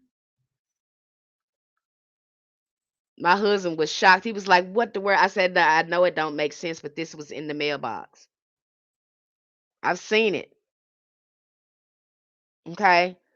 Now, I didn't know that was gonna happen. I just had this recurring thought. Go check the mailbox. Go check the mailbox. Somebody's in the mailbox. You think you're not gonna be able to feed the kids? Go. I'm like, there's no money. Why this doesn't make sense? Okay. So I've seen them move and things like, I've had things like that to happen. I was in the car. We were in a car accident, and I remember being in a car accident, and everything on the outside of the car was like we were in this white bubble. We couldn't see. It was like this cover was white shield. I thought I was the only one seeing it. I didn't think the kids saw it. But when we got out of the car and the cops were coming up, my daughter was like, "Mom, did you see that white on the outside of the car? I felt like we was in a bubble." I said, "You saw that?" She said, "Yes." I saw that. The impact of that car wreck should have been worse. And she said, it seemed like we were going in slow motion too. I said, you saw that? She said, yes. Seemed like time and everything, like like the angel slowed back down the impact of that wreck. It should have been a bigger impact than what it was. Airbags should have been deployed and everything, but they were not. Yeah. So, and then you will have situations where I mean, I don't have to give a good example now. You're seeing how these demons influence people. Just look at your leaders over there in America. That'll give you a good example of how they work. I don't have to give you an example of that. But I've seen them in my family as well. I've seen these crazy spirits in my family because they have the same repetitive thing that they how they address me. Uh, in my family, they have the same kind of word salad. That's how I know it's the same entity because these different people, but they have the same type of word salad. I don't know. Uh, as you become more aware on your spiritual journey, you'll understand spiritual warfare and how particular spirits, that's in your lineage, they're out to get you because you're out of the network. They're trying to get you back in the network. Are your family aware of it? Sometimes they're not. There's nothing to be afraid of. Do not be afraid. Don't be afraid of them because they can't touch you. They're mad because they can't touch you because you don't participate in the shenanigans anymore. But they still got a grip on the family. And some family members, they're in denial. They don't want to deal with it. We see that in the church too. We got ragged stuff in the church they don't want to deal with. Same thing, same spirits. Okay. Now, bringing this back into context of ritual and spiritual practice, we begin to see how all of this connects. Ritual is not just about calling spirits, it's about focusing consciousness. It is about creating a structured environment where specific energies can be accessed, engaged, and directed. Okay? Demons and angels are not just external beings waiting to be contacted, they are reflections of forces that exist and within the human experience and beyond it. They represent patterns of energy, states of consciousness, and ways of interacting with reality. The externalization of spiritual forces into figures such as gods, angels, demons within many religious systems is closely tied to the structuring of belief under patriarchal authority. As these systems developed, there was a gradual but decisive shift away from understanding spiritual forces as internal experiential realities and toward viewing them as separate external entities that exist outside of the human beings. This shift had a profound consequences for how individuals came to understand their own thoughts, emotions, and behaviors. Because they're separating this from yourself. They're trying to separate when this you know, you're separating people from power and you totally denying the full nature of them. Within these frameworks, internal human experiences such as anger, desire, fear, jealousy, compassion, and intuition were no longer consistently recognized as forces arising from within the individual that required awareness, reflection, and integration. Instead, they were often external spiritual agents or susceptible impulses were assigned to demons or adversarial forces, while Bolivian or socially approved qualities were attributed to angels or divine influence. In traditions such as Christianity, for example, temptation, moral struggle, and inner conflicts were frequently framed as influence of Satan or demonic entities acting upon the individual. Conversely, guidance, virtue, and inspiration were attributed to God or angelic beings. But really, people needed to understand how their mind was working. They come up with all this stuff to kind of describe.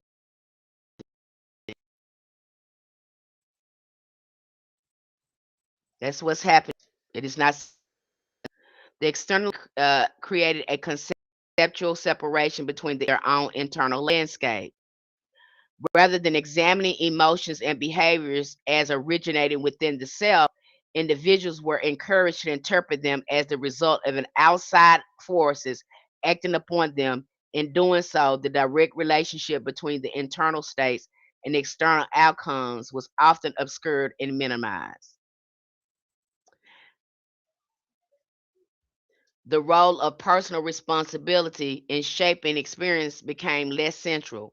If anger is understood primarily as the influence of a demon or compassion the invention of an angel, then the individual participation in generating and sustaining these states becomes secondary. The focus shifts outward toward resisting, appeasing, or aligning with external entities rather than inward toward understanding the origin and the impact of one's own thoughts and emotions.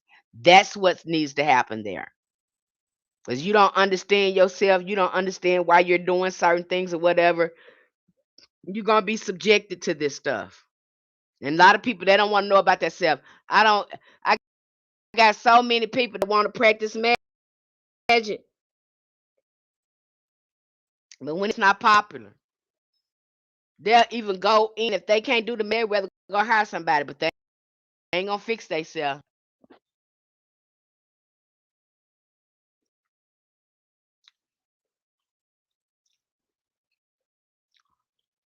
That's just this man, this doctor. He own a fit, whatever, to help people get in shape and all that. He said he wasn't making no sales. He a restaurant called a heart attack that give you a heart attack. I mean the big old fat burgers. I mean big fat burgers. I mean he just let you eat your heart out. He said I make plenty of money doing that. I make plenty of money doing that.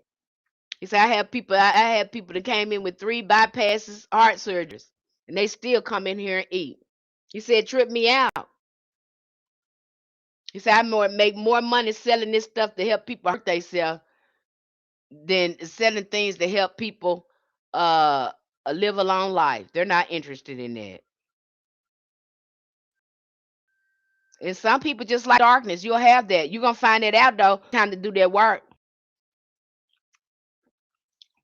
When it's time to do this work and you start really looking at your psychology, you're gonna understand how much darkness you have in you and how much light you have in you. Okay? Shadow work is what gives you access to deeper layers of awareness. It allows you to navigate them. Integrations is what allows you to hold them without losing yourself. It brings up material that can feel overwhelming if you don't have something to help you process it.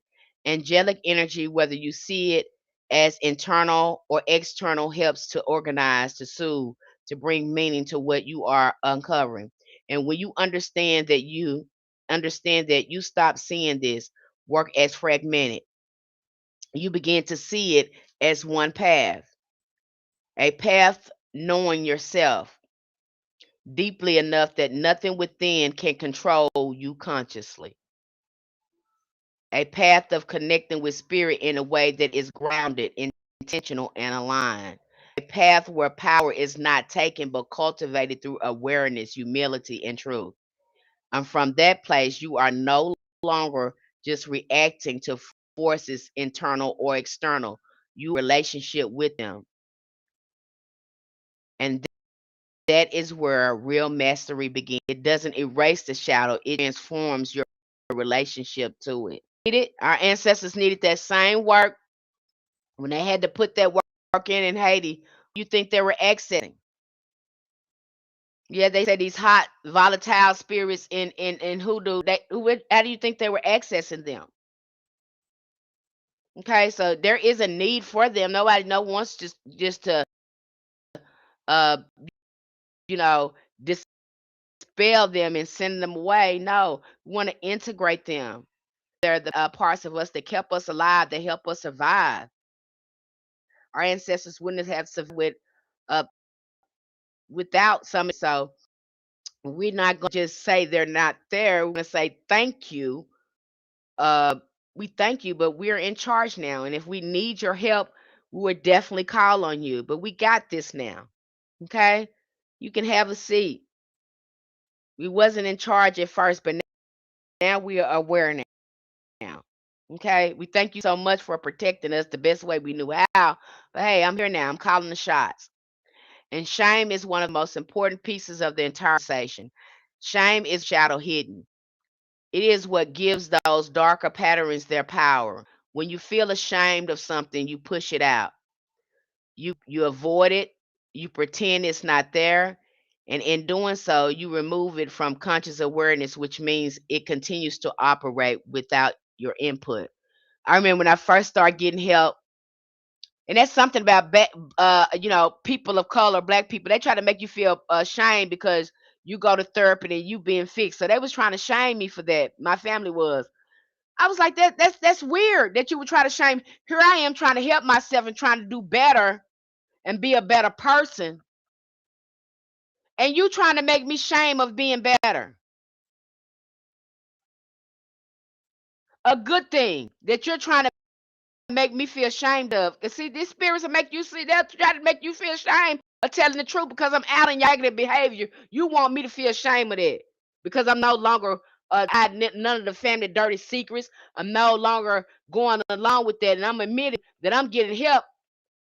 And guess who made me sick? Y'all made me sick because you sick. And now that I get well and I'm telling you about my progress, you think I ought to be shamed because I'm getting help. And here you is, crazy as hell and ain't getting no help and gonna try to make me feel shame because I'm getting some help. Ain't that crazy? Then call me crazy because I'm getting help, but I'm the only sane one that know I need some damn help. Look, you got that going on in some of our families. Okay?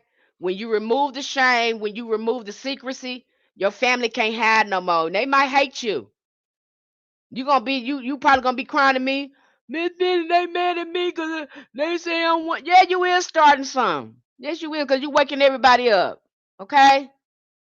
So don't get upset when when they don't liking you no more because you waking people up. How dare you wake them up? They love being in darkness and sleep, and you ain't sleep no more. You need to go back to sleep and stop pointing out stuff. They don't better want to see that. They're not gonna like you. So get used to that. Okay?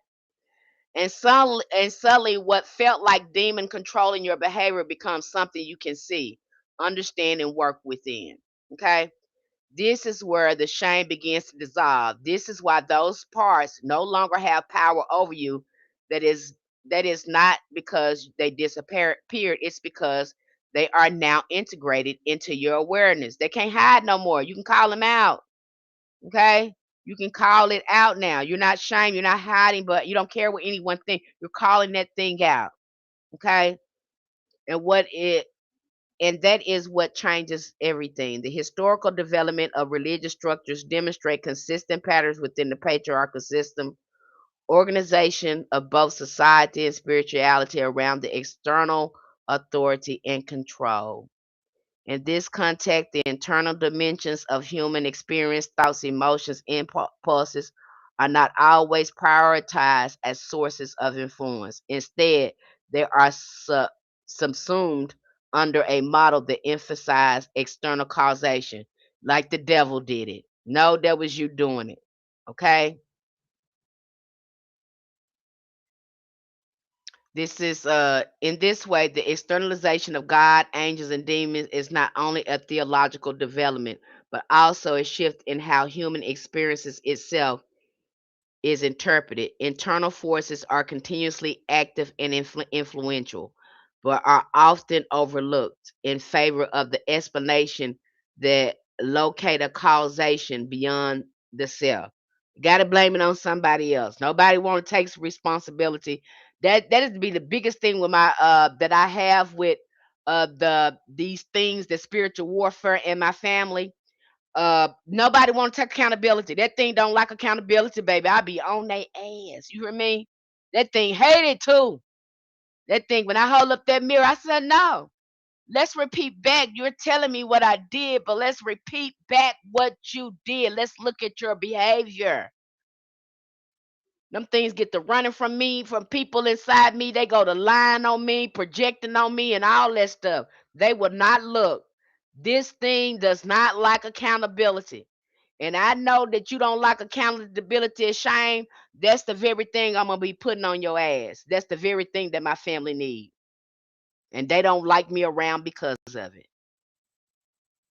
Okay, you know what it is. You know what it is. It trips me out when I see it identical. They do the same thing. They do the same thing. They do the same thing. That thing that's in the link, it do the same thing. And so since you're gonna keep doing the same thing, you're gonna be delivered today, whether you want it or not. You're gonna get this business, you're gonna get this light. Either you're gonna get the hell away from me or you gonna look at yourself. It don't matter because that's what it is with me.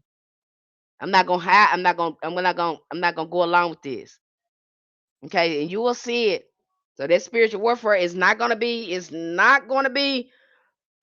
know, and people wonder why am I going? It's because you leveling up.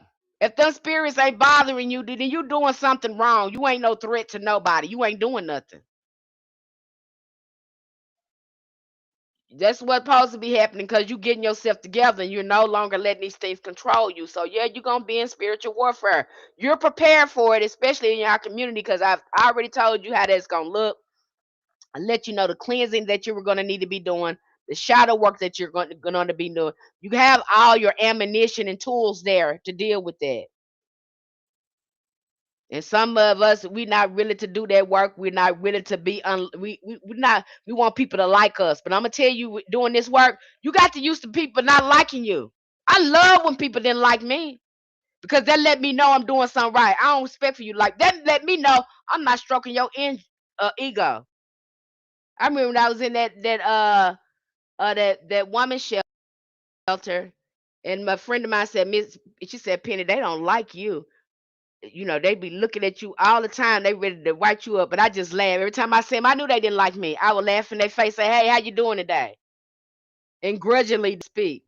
I know you don't like me because I irritate them demons in you. I didn't come here to make you feel good, baby. I want you to be uncomfortable. Because if you got to come in here with your uncomfortable demonic behavior, you got to believe I'm going to give you this light so you can be uncomfortable. I don't want that mess around me. So I'm gonna bring light to it. You could be, honey. I want you to be uncomfortable because you know you can't play that mess with me, and I'm gonna call it out. I'm not gonna play this footsie game with you. You get somebody to play with. I'm gonna call out that crazy stuff that you're doing every time. Honey, they ain't like me.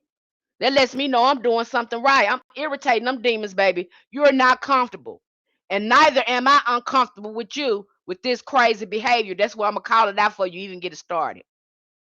I'm gonna call it out for you, even get it started, so you could be very uncomfortable with that. You need to look at that.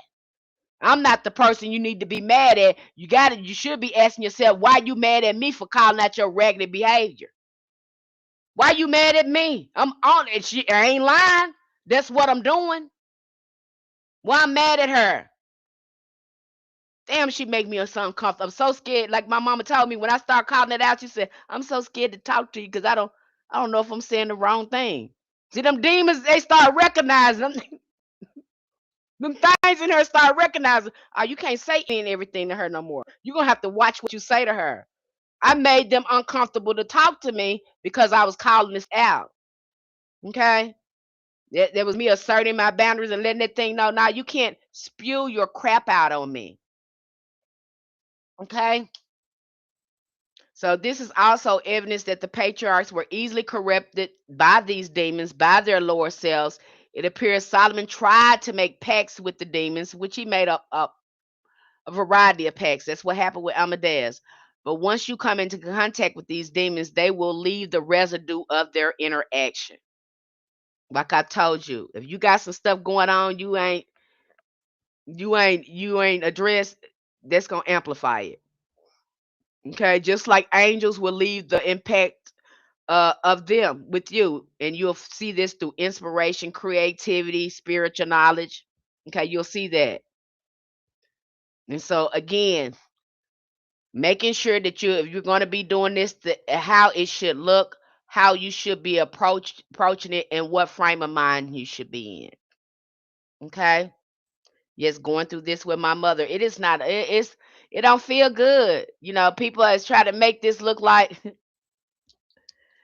that it's gonna be everything's gonna be lovely. Sometimes it's not. Sometimes with breaking this stuff down, you will go into spiritual warfare before you start repairing it.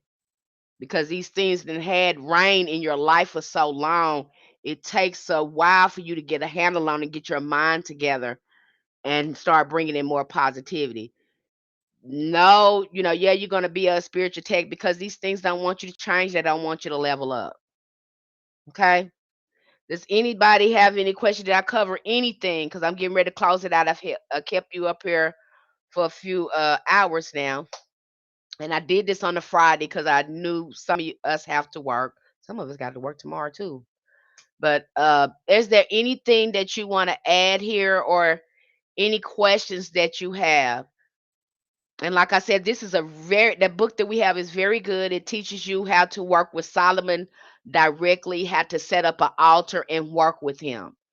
But I also want to bring light to what demons and angels really was, so we can really understand what Solomon was doing and what these 72 lesser key of Solomon, what that really is. I want to bring more light to that. And this is why we talked about the mind. This is why we talk about how our mind needs to be right when we're interacting with these spirits and how these spirits are interact with us. It doesn't change. Shadow work is very important. If you're interested in doing shadow work, and of course, if you're in our community, I think you're already should have an invitation to attend. If you're in the Know Thyself or the Hoodoo Master, you probably already have an invitation to attend the workshop. But we have a shadow work workshop coming up April 12th from 9 a.m. to 12 p.m. Central Standard Time. I think you can email me. My email is, if you're on YouTube, you're able to email me. My email should be there on the platform in YouTube.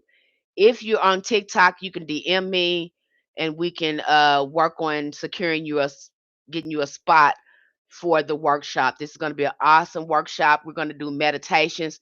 We're going to share. You're going to be answering some tough questions. So you can start the shadow work and start moving some things out. This is a great time to start doing this work. We're in the month of April. There's a lot of great energy. The Aries and Libra energy is among us. So we get a chance to really take charge of our lives and reset things. So this is a good time to, I think, is a great time to really start moving some things out and resetting our life. We also have a setting lights that's coming up. If you got some things going on and you need some provision that's going on, we have a setting light uh um ritual that we do the Sunday, every first Sunday. We just started this. So if you're interested in that, you can DM me for that or email me for that. But we're going to be setting lights tomorrow. No, sometime on Sunday. I think it starts at 8 p.m. Central Standard Time. And so that'll go on for about an hour, hour and a half, that I'll take in petitions, set lights, and do a prayer service and do an intercession for people on the 5th, which is Sunday. I think it's 8 p.m. Central Standard Time for you guys. So if you're interested in that, so we have a lot of rituals, a lot of workshop that's going on with us in our community. I'll try to keep you updated on TikTok and our YouTube so you can have the opportunity to take advantages of some of the workshops or activities that we have going on. All right. No one have any questions? No one wanted to add? Did anyone at one and want to? Did I miss something? Because if I missed something, let me know. You got something to add? Because maybe y'all got something to add. I talked about a lot here. And of course, in our community, you got this whole entire book. You had this whole entire breakdown. And you got the resource, so you're good. And I said stuff in there I probably didn't say in here. Okay. I don't see anyone saying anything. I don't see any feedback. So next week we're going to talk about shadow work again. I got to stay on this. I got to stay on this because this is the part that gets missed. And this is where you're going to be coming in contact with a lot of these spirits once you start questioning your consciousness and these thoughts and these feelings. That's where the spiritual communication is going to come. That's why I'm on this. And then after shadow work, we're going to go back into ancestor veneration, spiritual communication. We're going to go back into that again. Okay. But for now, we're going into shadow work. So next week, we're going to come back and we're going to talk about shadow work again. But this time, we're going to be talking about options that can help us, give us a head start and a boost on our shadow work if we're really having a hard time trying to develop our awareness. Okay. So I'll be giving you options that they help you with this if you're needing help. And if you're needing assistance, and if you're ready to do some shadow work to get started, please check out our workshop that we have going on. Said on April 12th, and live stream, because we're going to talk about more work as well.